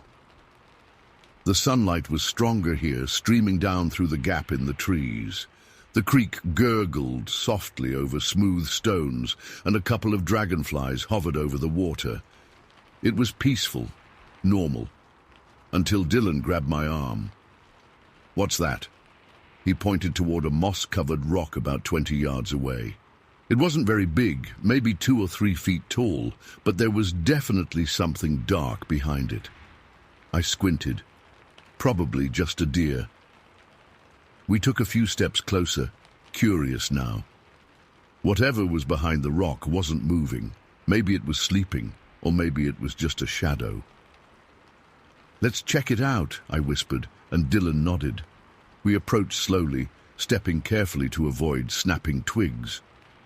When we were about 15 feet away, the thing behind the rock moved. Then it stood up. My heart stopped. What had looked like a crouched figure now unfolded itself to a height of about 6 feet. Black hair covered its body, not fur but hair, and its arms hung down past its knees, unnaturally long. The face, I only caught a glimpse, but it wasn't a bear's face. It wasn't human either. The eyes were set deep, and they locked onto us with undeniable intelligence. For 3, maybe 4 seconds, we stood frozen, staring at each other across that small clearing. Then it moved. Not toward us, thank God, but away, running with a speed that no human could match, disappearing into the thick pines on the other side of the creek in seconds. "Bear!" Dylan choked out, his face drained of all color. "It's a bear!" I couldn't speak. My tongue felt glued to the roof of my mouth. That was no bear. Bears don't stand like that. They don't have arms like that. They don't look at you like that. "Run!" Dylan yanked my arm, and suddenly we were sprinting back the way we came, branches slapping our faces, thorns catching on our clothes.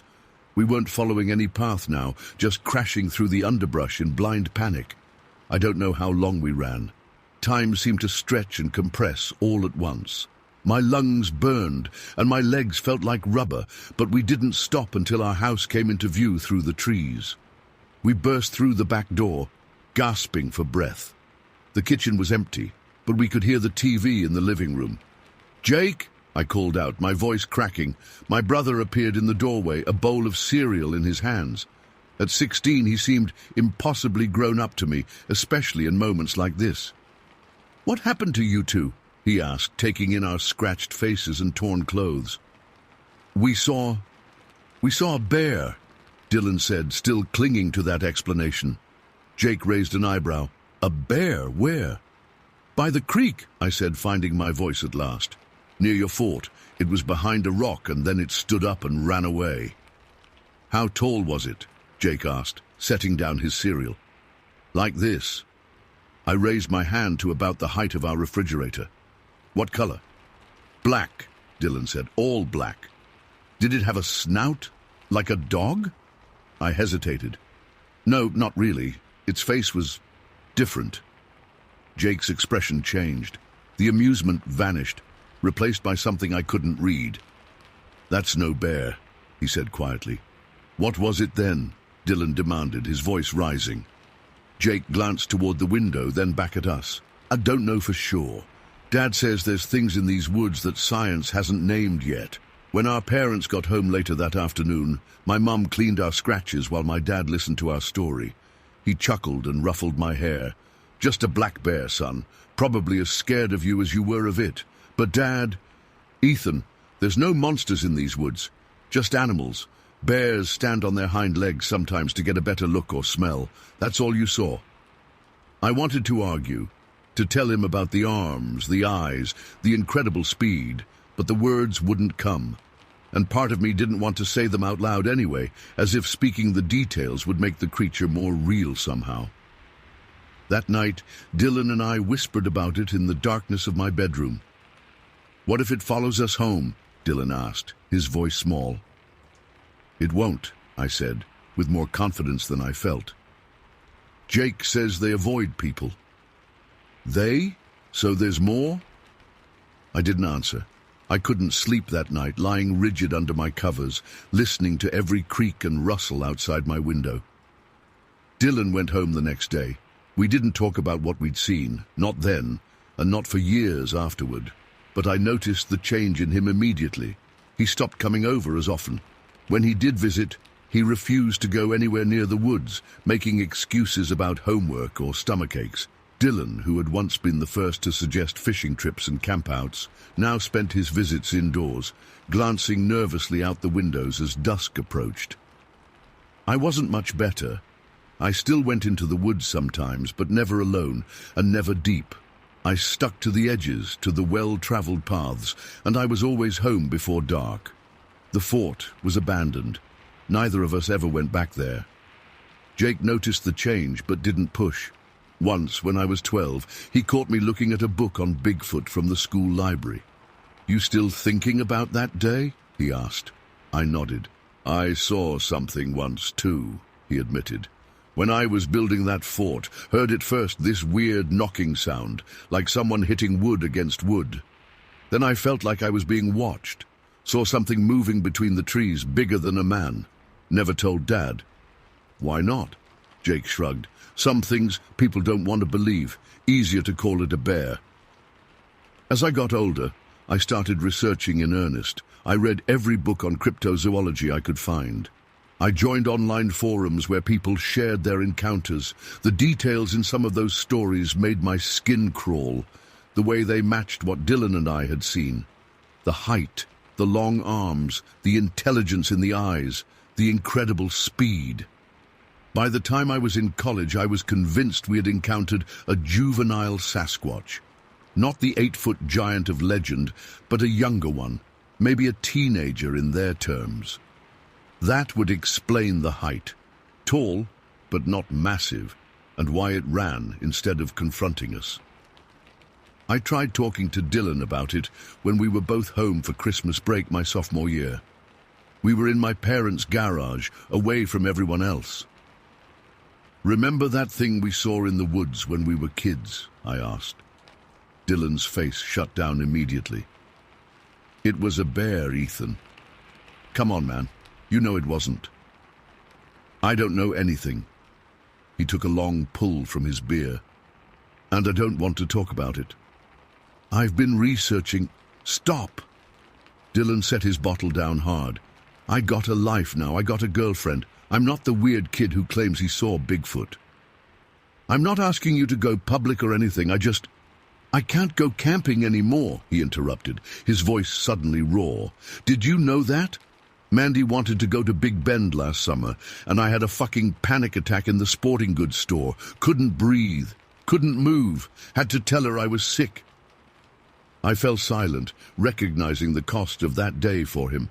Dylan had always been the outdoorsy one as a kid, more than me even. Now he couldn't even step into a tent. "Sorry," I said finally. Dylan shook his head. "It's not your fault. Just let it go, okay? Whatever it was, it's in the past." But I couldn't let it go. The encounter had hooked itself into my psyche, becoming part of who I am. I finished college with a degree in wildlife biology, specializing in large mammals. I've spent the last decade working as a park ranger in East Texas, using my position to discreetly investigate reports of strange sightings. I've never seen another one, not clearly, but twice I found footprints that didn't match any known animal. Once I heard those knocking sounds Jake described, and 3 times I've felt that same sensation of being watched, evaluated, studied by something intelligent hiding just beyond the tree line. Dylan moved to Houston after college, got a job in an office building, married Mandy, had 2 kids. He never visits Marion County anymore, makes excuses when my parents suggest family gatherings at the old house. His kids have never gone fishing or hiking with their dad. Last year, I drove out to the site of our encounter, parking my truck at the closest access point and hiking in. The creek was still there, though it had shifted its course slightly over the years. The rock was gone, probably rolled away in some flood. I stood in that clearing alone and felt the weight of the forest around me. I know you're real, I said aloud, my voice sounding small in the vastness of the pines. I'm not here to hurt you or expose you. I just want to understand. Nothing answered, of course, but as I turned to leave, a twig snapped in the distance, too heavy to be a squirrel or rabbit. I didn't run. I didn't even look directly toward the sound. I just nodded once and walked slowly back to my truck. Now, as I drive past that turnoff for the 100th time, the feeling washes over me again. That certainty of being observed. The knowledge that something is out there, something that science hasn't fully documented or explained. I slow the truck but don't stop. Not today. Some mysteries I've learned aren't meant to be solved, only respected from a distance. But I know with bone-deep certainty that it's out there, and somehow it knows me too. Story 13. I never intended to tell this story. Not the full version, anyway. It's been nearly 50 years since it happened, but those 3 nights in 72 and 73 are burned into my memory like a brand. I was just a kid back then, 17 years old and living in Channelview, Texas, a nowhere place where the only excitement came from what you could find in the woods or make yourself. My name's Robert Keller. I've had a normal life by most measures, worked at the chemical plant for 30 years, raised 2 kids with my wife Sarah, and now I'm retired with a small place outside of town. But normal doesn't describe what happened to me back then, not by a long shot. The first time I saw it was June 1972. My buddy Mac had convinced me to go camping out at what we called the dynamite holes, 4 decent-sized ponds about 3 miles out of town. They weren't natural. The oil companies had blasted them years back while looking for drilling spots, but all they found was water. The holes had filled up, plants had grown around them, and they'd become a place where kids would fish or swim when the weather got hot. That weekend, Mac's parents had made him take his little brother Davy along with us. Davy was 12 and annoying as hell, but he wasn't the worst kid. We brought Mac's 2 hound dogs too, Rusty and Blue. They were good hunting dogs, trained and everything. We set up our sleeping bags around the biggest of the ponds, the one with a small clearing on the eastern edge. It was a clear night, stars everywhere, and we'd been stupid enough to tell ghost stories before turning in. Mac and Davy fell asleep quick, worn out from swimming earlier. The dogs lay between us, curled up together. I was having trouble sleeping. Something about the night felt off. Too quiet, maybe. I lay there in my sleeping bag, staring up at the stars and listening to the frogs down by the water's edge. It must have been around midnight when I heard it. Footsteps, heavy ones, moving through the brush on the west side of the pond. At first, I thought it might be a deer or maybe even a wild hog. We had plenty of those around Channelview. But these steps were different. They had a rhythm to them. 2-legged. A person, I figured, though why anyone would be out here at this hour didn't make sense. "Mac," I whispered, not wanting to wake him if it was nothing. He didn't stir. The footsteps continued, getting closer, moving around the curve of the pond toward our campsite. That's when Rusty and Blue started acting strange. Their heads came up, ears perked forward, and low growls built in their throats. But they didn't move. Didn't bark, just growled deep and continuous, like their instincts were fighting with their fear. And then the footsteps stopped, right behind me. I lay frozen in my sleeping bag, afraid to move, afraid to breathe. The dog's growling grew quieter but didn't stop. Whatever was standing behind me, it was close enough that I could hear its breathing. Deep, slightly raspy breaths that no human I'd ever met could make. Minutes passed, 5, 10, maybe 20. I lost track of time in my terror. I wanted to wake Mac, to run, to do anything but lie there helpless, but I couldn't make myself move. Finally, the footsteps started again, moving away, continuing around the pond, and then heading out into the field that separated the dynamite holes from the tree line about 200 yards away. The moment the sounds grew distant, I sat up and shook Mac hard. "Wake up, there's something out there." He came awake, confused, but the urgency in my voice got through to him. By then, Davy was stirring too. "What is it?" Mac asked, rubbing his eyes. "Look," I said, pointing toward the field. That's when we saw it, a dark silhouette moving across the open space. The moon gave just enough light to make out its shape. It was tall, much taller than a man, with long arms that hung down almost to its knees. What looked like long hair covered its body, swaying slightly as it moved. It walked upright, but had a strange gait, fluid but powerful, covering ground faster than a person could run without seeming to hurry. "What the hell is that?" Mac whispered. Before I could answer, it reached the tree line and disappeared into the darkness of the woods. "We need to go," I said. "Now." "It's the middle of the night," Mac argued, but I could hear the tremor in his voice. Davy was fully awake now, his eyes wide. "Was that a bear?" "No," I said. "Not a bear." We argued about it for a few minutes, but in the end we stayed. Partly because none of us wanted to walk 3 miles back to town in the dark, and partly because the thing was gone, heading away from us. We built the fire back up, and none of us slept again that night. The next morning, we packed up early and headed home. We checked the ground behind where I'd been sleeping and found footprints, huge, human-like impressions over a foot long, pressed deep into the soft earth. Mac tried to convince himself they were from a large man wearing boots, but I knew better. No man had feet that size, and the impressions showed toes, not boot treads.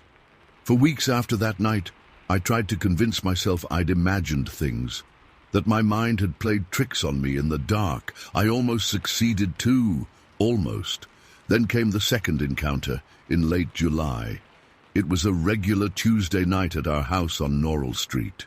We lived in a ranch-style home with a big sliding glass door that led from the den to the backyard. My dad was sitting in his recliner watching the news, and my mom was in the kitchen cleaning up after dinner. I'd gone to use the bathroom, the one with the small window that looked out over the back of the house. It was around 9:30 or 10 at night. I remember washing my hands and glancing out the window, which had fogged up slightly from the shower my sister had taken earlier. That's when I saw it. There was something at the sliding glass door, something massive, bent forward at the waist, peering into the den where my father sat unaware. All I could make out through the foggy window was a dark shape, but it was huge, its head nearly touching the top of the doorframe, even while stooped over. I froze, water still running over my hands. For a split second, I thought it might be a neighbor or something, but deep down, I knew. It was the same thing I'd seen at the dynamite holes. I wiped the condensation from the window to see better, and as I did, the creature straightened up. It must have sensed my movement or seen me through the bathroom window. When it stood to its full height, it towered over the door, 7, maybe 8 feet tall. It turned its head and looked directly at me. I can't describe what its face looked like. The darkness and distance obscured the details, but I saw eyes, reflective like a cat's, catching the light from inside the house and glowing slightly. Then, in one fluid motion, it took a single enormous step and disappeared around the side of the house where we had a storage room attached to the garage. I burst out of the bathroom and ran to the den. "Dad, there's something outside!" I shouted. He looked up from the TV, annoyed at the interruption. "What are you talking about?" "At the sliding door, just now, something was looking in." My father sighed but got up and checked the door. He even went outside with a flashlight and walked around the yard. Found nothing, of course. "Probably just the Thompson kid from next door," he said when he came back in. "That boy's always snooping around." But Jimmy Thompson was 14 years old and skinny as a rail. Whatever I'd seen was no teenager. That night I pushed my dresser in front of my bedroom door and kept the lights on until morning. The third time was the worst. It happened less than a week after the sighting at our house. It was a Friday night, and I was walking to my friend Greg Miller's place for a poker game. Greg lived about half a mile from us, on the other side of a small cluster of newer homes. Between our neighborhoods was an area with a few vacant lots and half-built houses where construction had stalled. I'd made this walk dozens of times before, but never had it felt so ominous. The sun had set about an hour earlier, and the streetlights in that section of town were spread far apart, leaving pools of darkness between them. As I passed one of the vacant houses, just a frame and some walls, no roof yet, I heard something that made me stop. A scraping sound, like wood dragging across cement. It came from inside the skeletal structure. I peered into the darkness, trying to see if somebody was there. Kids sometimes hung out in these unfinished houses, drinking beer or smoking cigarettes away from their parents' eyes. Then I saw it step out from behind a wall. In the dim light, I could make out its massive form more clearly than ever before. It was covered in dark hair or fur, hanging in matted clumps from its arms and body. Its head was oddly shaped, not quite human, but not like any animal I'd seen either. And it was tall. God, it was tall. Its head nearly reached the eaves of the single-story house frame. As I watched, frozen in disbelief, it moved to the chain-link fence that surrounded the construction site. The fence was at least 3 or 4 feet high, but the creature simply stepped over it like it was nothing more than a line drawn in the dirt. It saw me. I know it did. It turned those reflective eyes in my direction and started walking toward me with long, purposeful strides. Each step it took covered twice the distance mine could. I didn't scream, I didn't call out, I just turned and walked faster toward Greg's house. I didn't run because something told me running would trigger a chase. So I walked as fast as I could without breaking into a sprint, my heart hammering so hard I could feel it in my throat. I could hear it behind me, not running, but walking rapidly, gaining on me. The sound of its footsteps on the asphalt was unlike anything I'd ever heard, heavy but somehow soft at the same time, like its feet were padded. Greg's house was just ahead, lights shining from the windows, promising safety. I focused on that front door, willing myself to reach it before whatever was behind me caught up. I made it to the driveway, then the front steps. I could feel it right behind me now, close enough that I imagined I could feel its breath on my neck. I didn't knock. I threw the door open and slammed it shut behind me, startling Greg and the other guys who were already sitting around the kitchen table with cards and chips laid out. "Jesus, Rob, what's wrong with you?" Greg asked. I was breathing too hard to speak. I moved to the window and peeked through the curtains, expecting to see the creature standing in the front yard or on the porch. There was nothing there. The street was empty. Later that night, after I'd calmed down enough to join the poker game, Greg's dog started barking frantically at the back door. None of us went to check what had upset him. Those 3 encounters changed me in ways I'm still coming to terms with. For months afterward, I refused to go out alone after dark. I quit my evening job at the gas station and started carrying a hunting knife everywhere I went. My parents thought I was having some kind of breakdown. They even made me see Dr. Harmon over in Baytown for a while, but I never told him the whole story. Just said I was having trouble sleeping, which was true enough.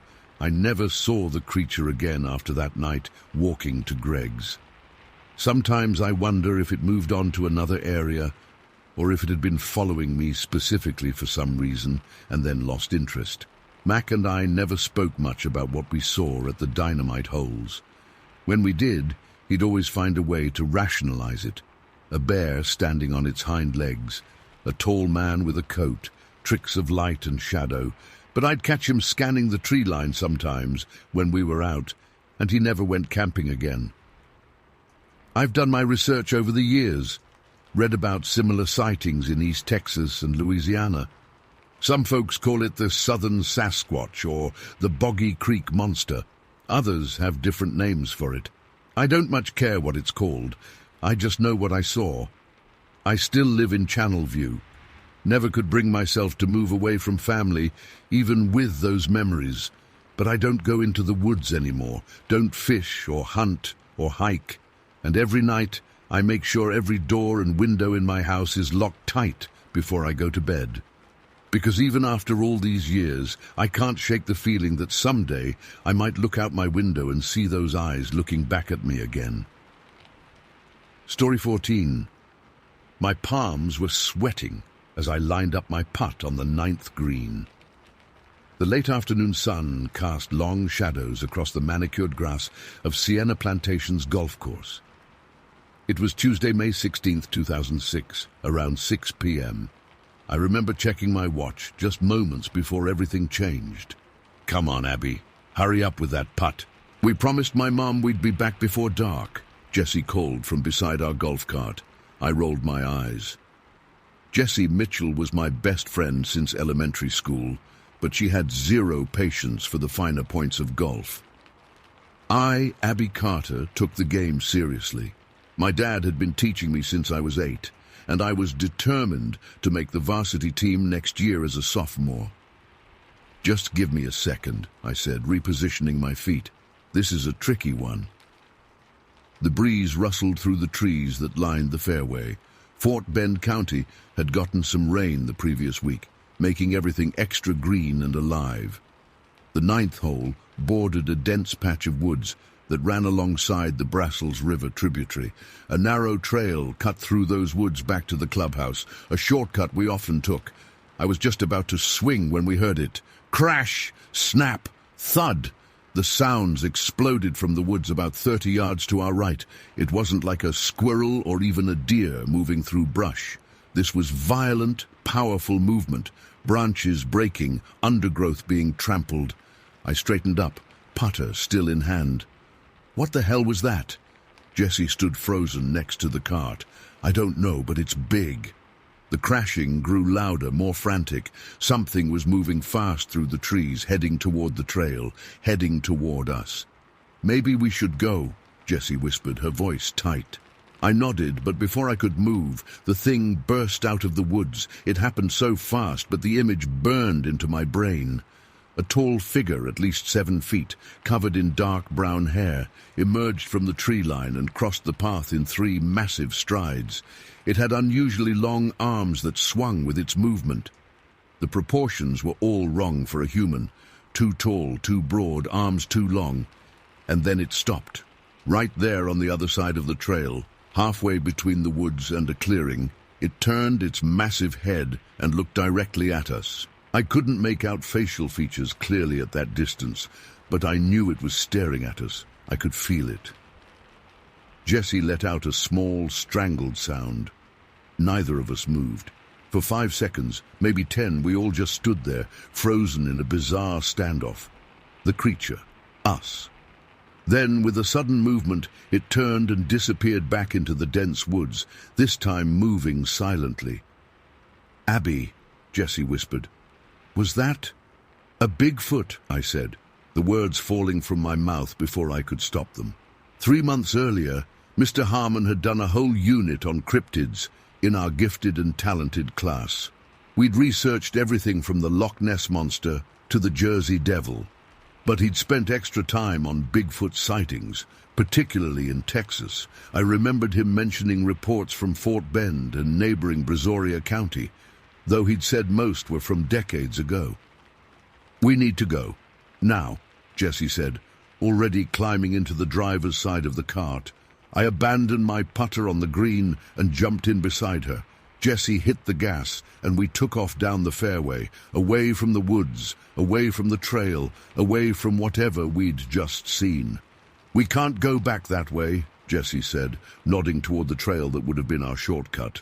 "We'll have to go around." "I know," I said, my voice shaking. I kept looking over my shoulder, half expecting to see the creature following us. We took the long way back to the clubhouse, driving the cart along the paved path that wound through the course. Neither of us spoke. My heart hammered in my chest the entire time. When we finally reached the parking lot, Jessie killed the engine and turned to me, her face pale. "What do we do now?" she asked. I shook my head. "I don't know. Should we tell someone?" The practical part of my brain started working again. Who would believe us? They'd think we were making it up. Mr. Harmon would, Jessie said. He's always talking about this stuff. I thought about it. Mr. Harmon would probably be thrilled to hear about our sighting, but then I thought about my parents.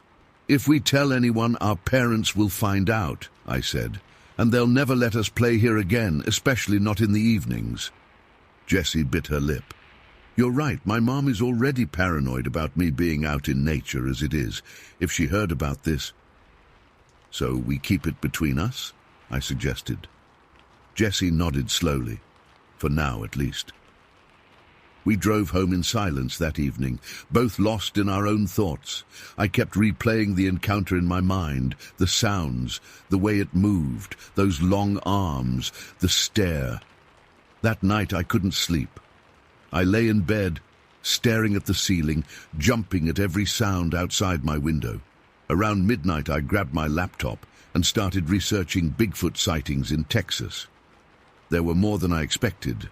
Reports from the Big Thicket area, from the piney woods of East Texas, and yes, occasional mentions of Fort Bend County. Some descriptions matched what we'd seen. Tall, hairy, long arms. In one account from 1997, less than 10 miles from Sienna Plantation, a hunter described a creature crossing a clearing at dusk, moving with incredible speed for its size. I finally fell asleep around 3 a.m., my laptop still open beside me. The next morning at school, Jessie was waiting by my locker. She looked as tired as I felt. I didn't sleep, she said. Me neither, I admitted. I was looking up Bigfoot stuff online. And there have been sightings around here before. Not many, and not recently, but they exist. Jessie shifted her backpack. I keep thinking about those eyes, the way it just looked at us. I nodded.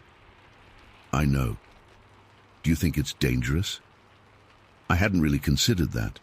In all the reports I'd read, there were few accounts of Bigfoot actually harming humans. Most described the creatures as shy, retreating when spotted. I don't know, I said honestly. But it didn't come after us. It could have, but it didn't. The bell rang, signaling 5 minutes until first period. We have G&T after lunch, Jessie said. Maybe we can talk to Mr. Harmon privately. Part of me wanted to tell him. He'd take us seriously at least. But another part of me was afraid, not just of my parents finding out, but of making the encounter real by sharing it. Let's think about it, I said. Throughout the morning, I couldn't concentrate on anything. In algebra, I completely zoned out during a lesson on quadratic equations. In English, I stared at my copy of To Kill a Mockingbird without reading a single word. By the time gifted and talented class rolled around after lunch, I was a mess of nerves. Mr. Harmon was at his desk when we walked in, grading papers. He looked up and smiled. Ladies, ready for our debate on the ethical implications of artificial intelligence. That's when I realized I'd completely forgotten to prepare for today's discussion. Jessie shot me a look, and I could tell she hadn't prepared either. We took our seats as the rest of the students filed in. Throughout the class, Mr. Harmon kept glancing at us with a puzzled expression. Jessie and I were usually his most enthusiastic participants, but today we were silent. When the bell rang, he called out, Abby, Jessie, can you stay for a moment? The other students filed out, and Mr. Harmon leaned against his desk, arms folded. Is everything okay with you two today? You seem distracted. Jessie looked at me, a silent question in her eyes. I gave a small nod. Mr. Harmon, Jessie started, remember when we did that unit on cryptids, on Bigfoot? His eyebrows shot up. Of course, one of my favorite topics. Jessie took a deep breath. We saw something yesterday, at the golf course in Sienna Plantation. Mr. Harmon's expression changed from curiosity to intense interest. What exactly did you see? I jumped in. We were on the 9th hole, near the woods by that creek that feeds into the Brussels River. There was this noise in the trees, something big moving around, and then... I swallowed hard. Then it came out onto the trail. It was tall, Jessie continued, really tall, and covered in dark hair. It had these long arms that hung down. And it looked right at us, I finished, just stood there and stared. Mr. Harmon was completely still, his eyes wide. How long did the encounter last? Maybe 10 seconds, I guessed. Then it went back into the woods. He pulled a chair over and sat down. This is significant. There haven't been confirmed sightings in this area for years.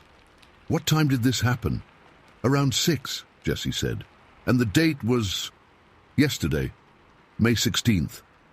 Mr. Harmon nodded, reaching for a notebook in his desk drawer. I'd like you to tell me everything you remember. Every detail, no matter how small. The direction it was moving, any sounds it made, the exact location. For the next 15 minutes, we described everything we could recall about the encounter. Mr. Harmon took detailed notes, occasionally asking clarifying questions.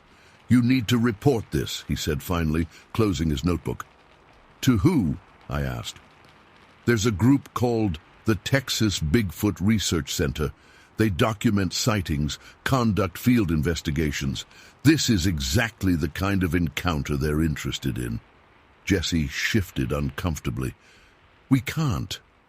If our parents find out... Mr. Harmon frowned. What do you mean? They won't let us go golfing anymore, I explained. Not if they think there's something dangerous out there. But this is important scientific data, Mr. Harmon argued.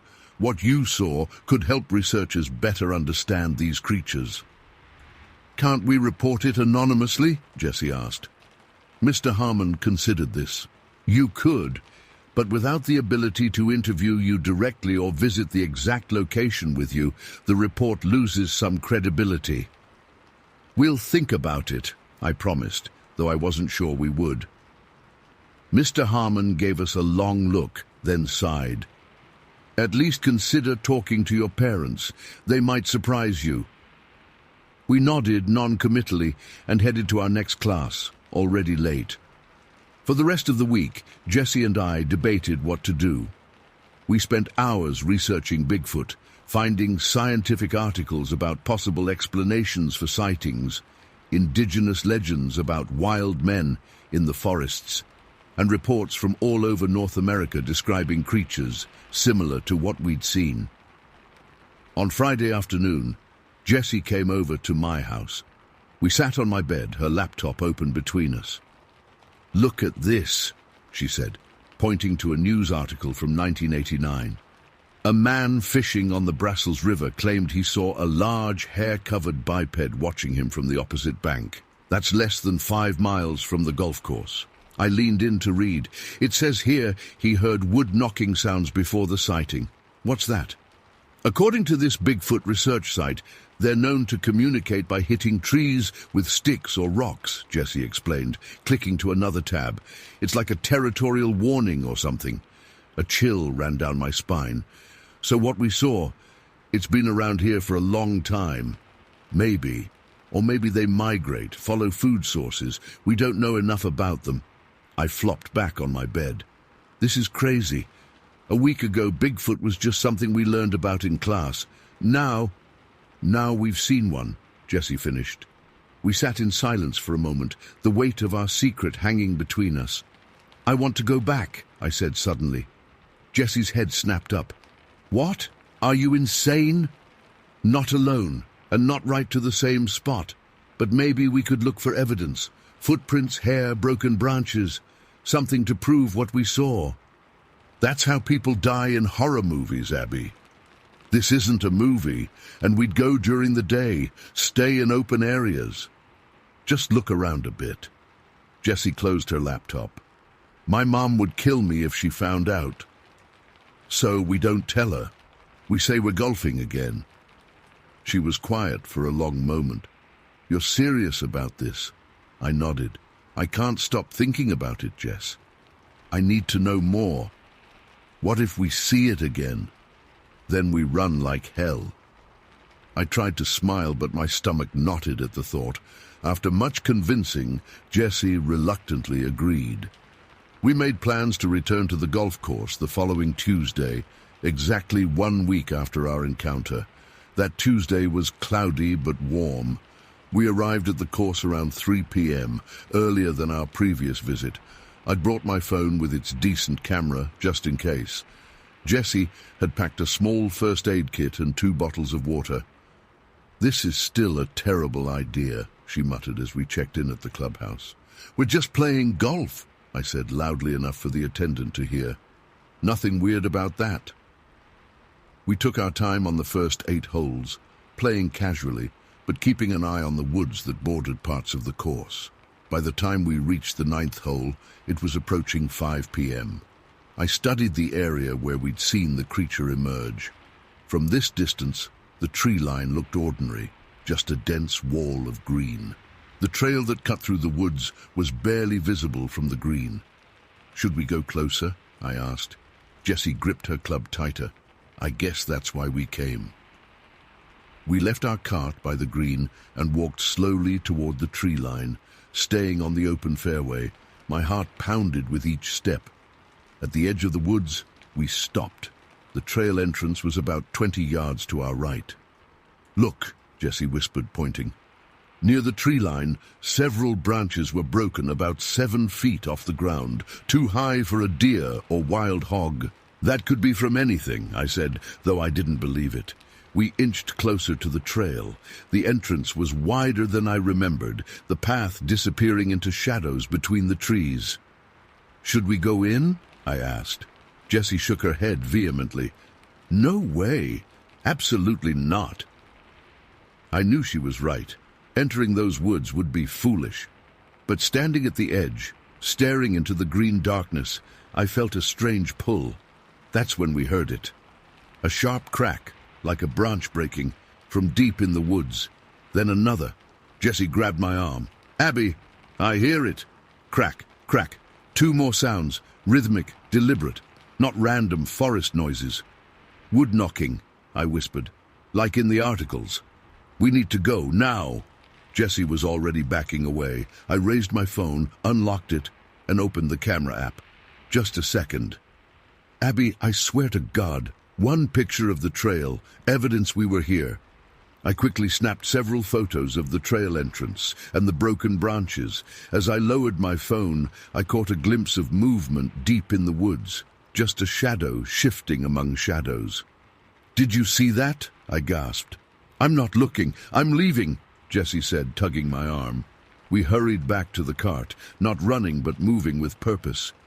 The knocking sounds continued, seeming to follow parallel to us, but staying within the tree line.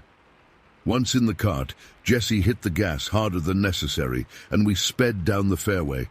I kept looking back, half expecting to see the creature emerge from the woods. "That was it, right?" Jessie asked, her voice shaking.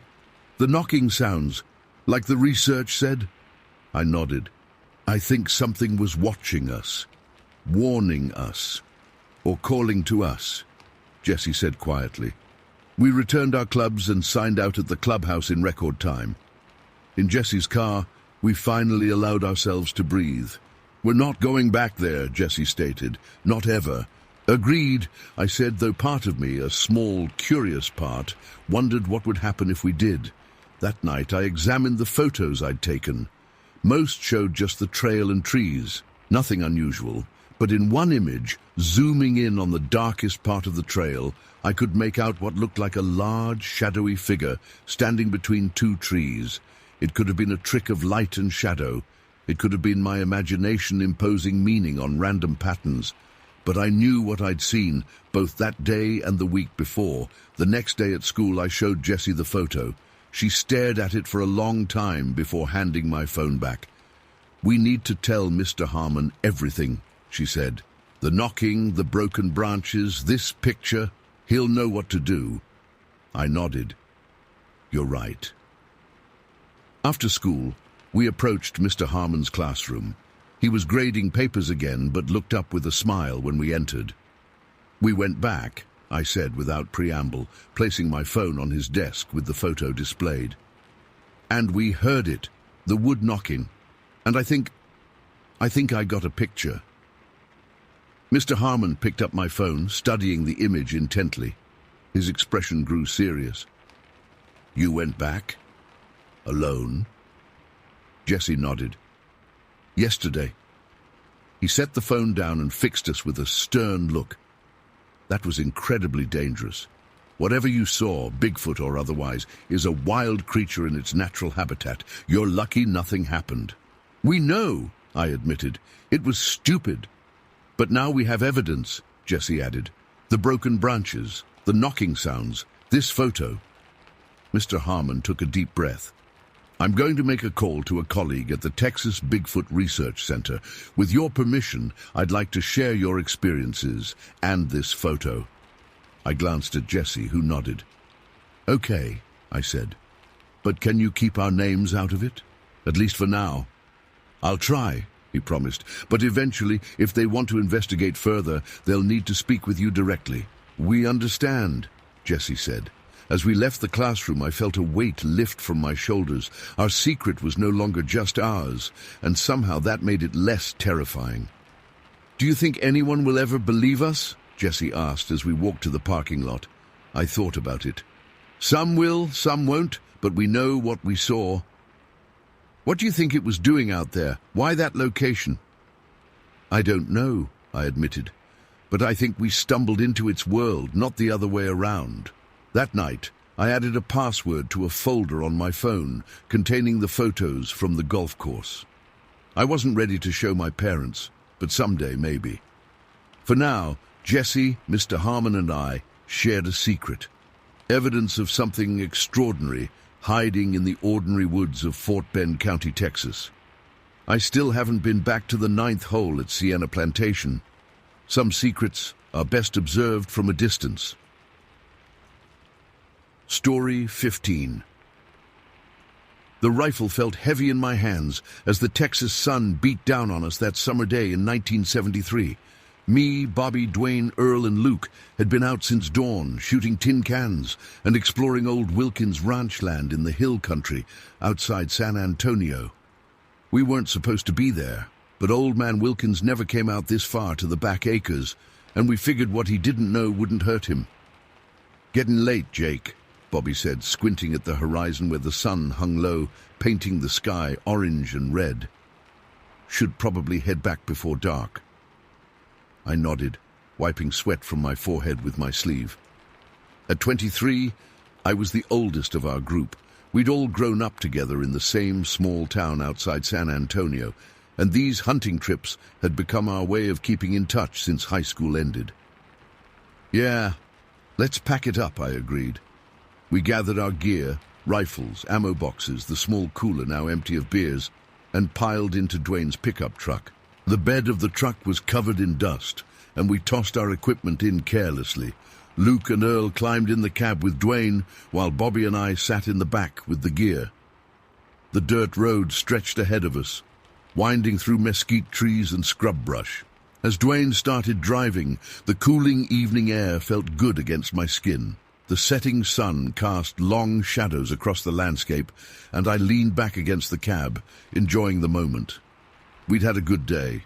Simple pleasures, shooting, drinking beer, sharing stories about work and women. We'd gone maybe 3 miles when the truck lurched suddenly.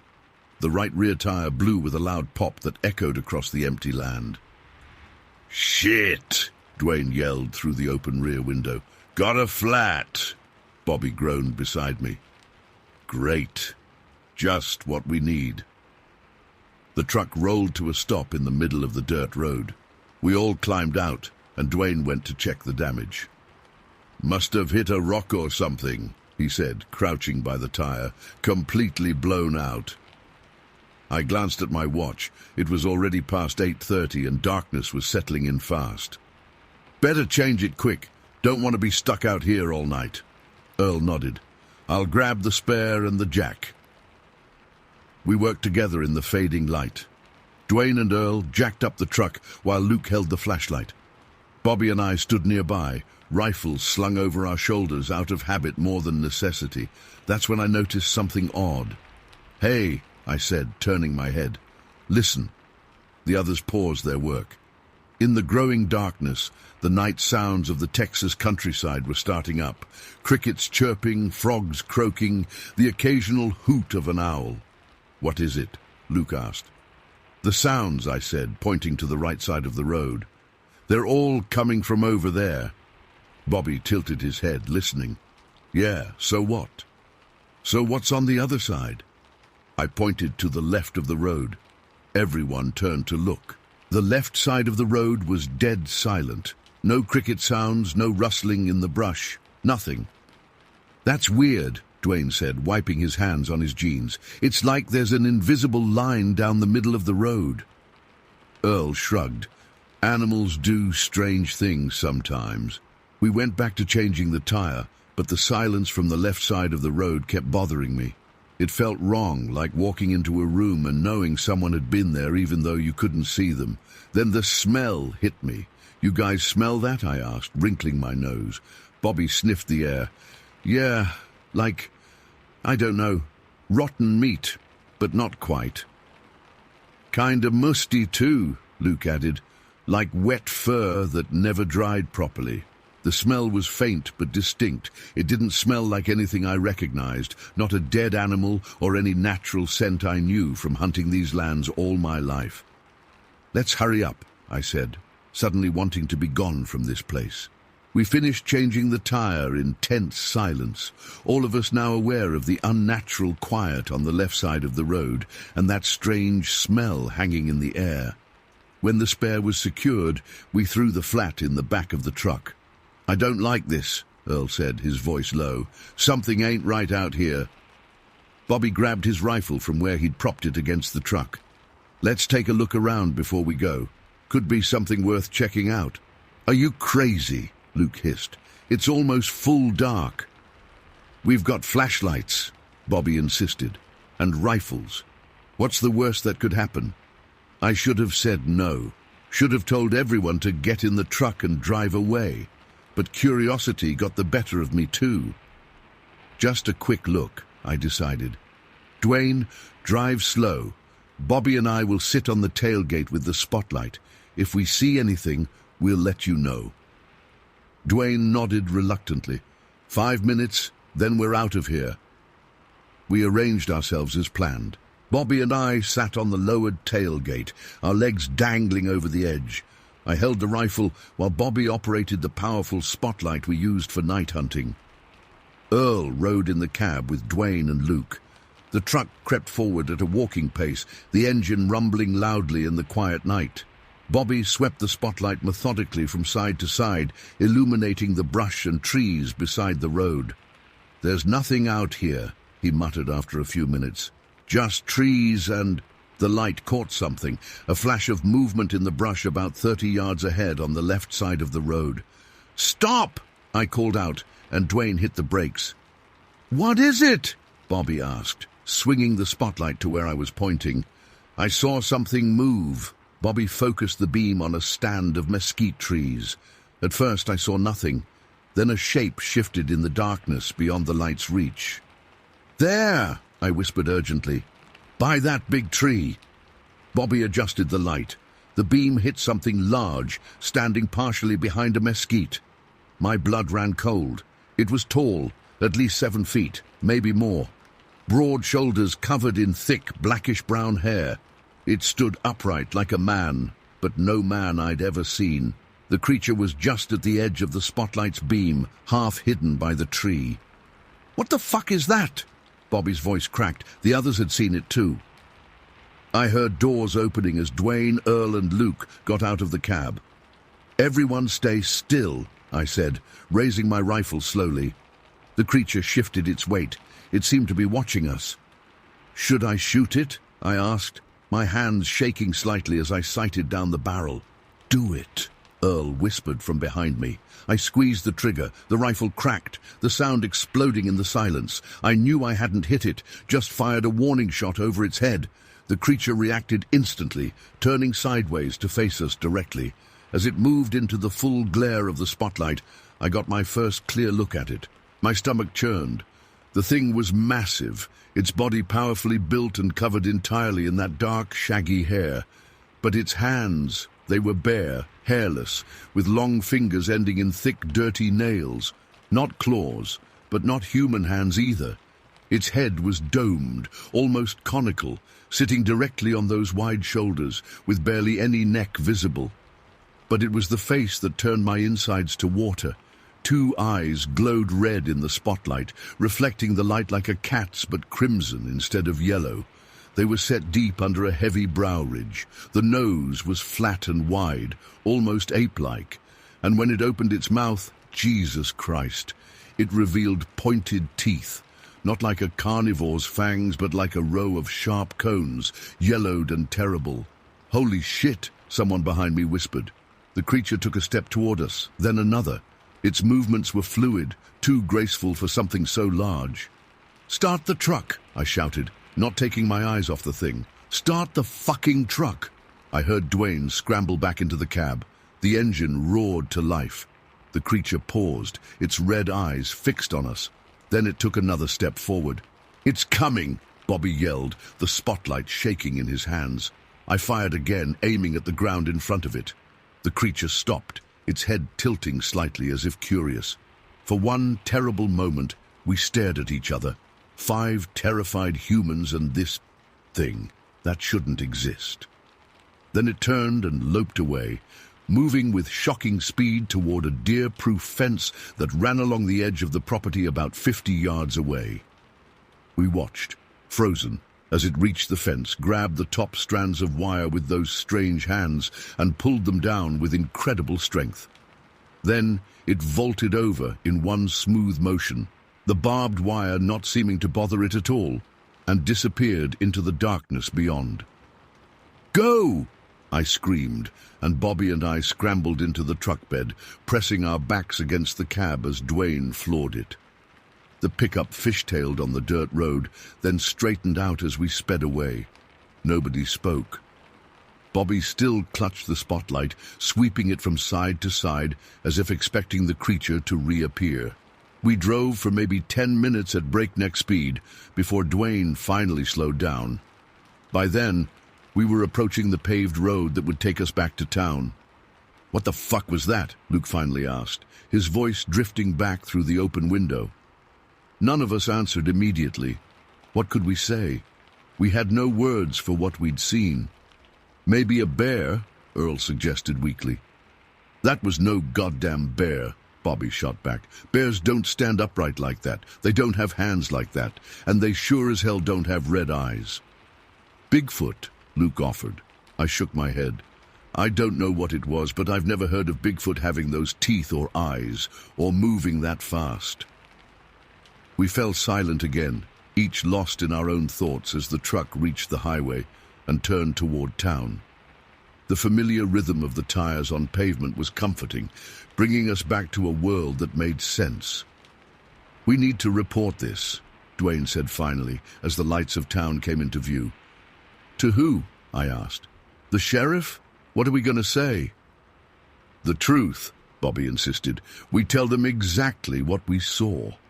I nodded slowly. He was right. Whatever that thing was, people needed to know it was out there. We drove straight to the highway patrol station on the edge of town. It was nearly 10 p.m. by then, but the lights were still on inside. We parked and went in, all 5 of us, still carrying our rifles.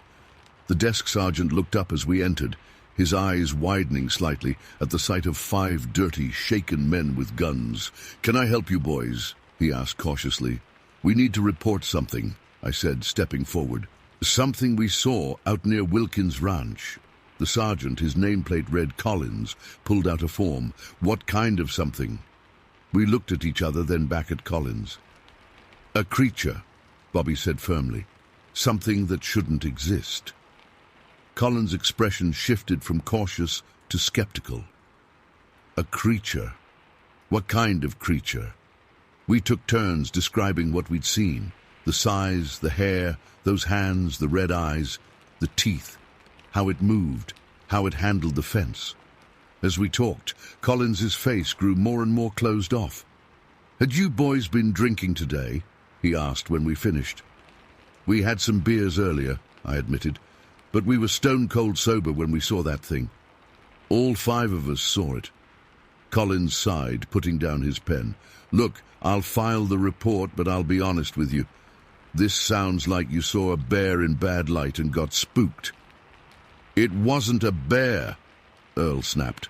We know what bears look like.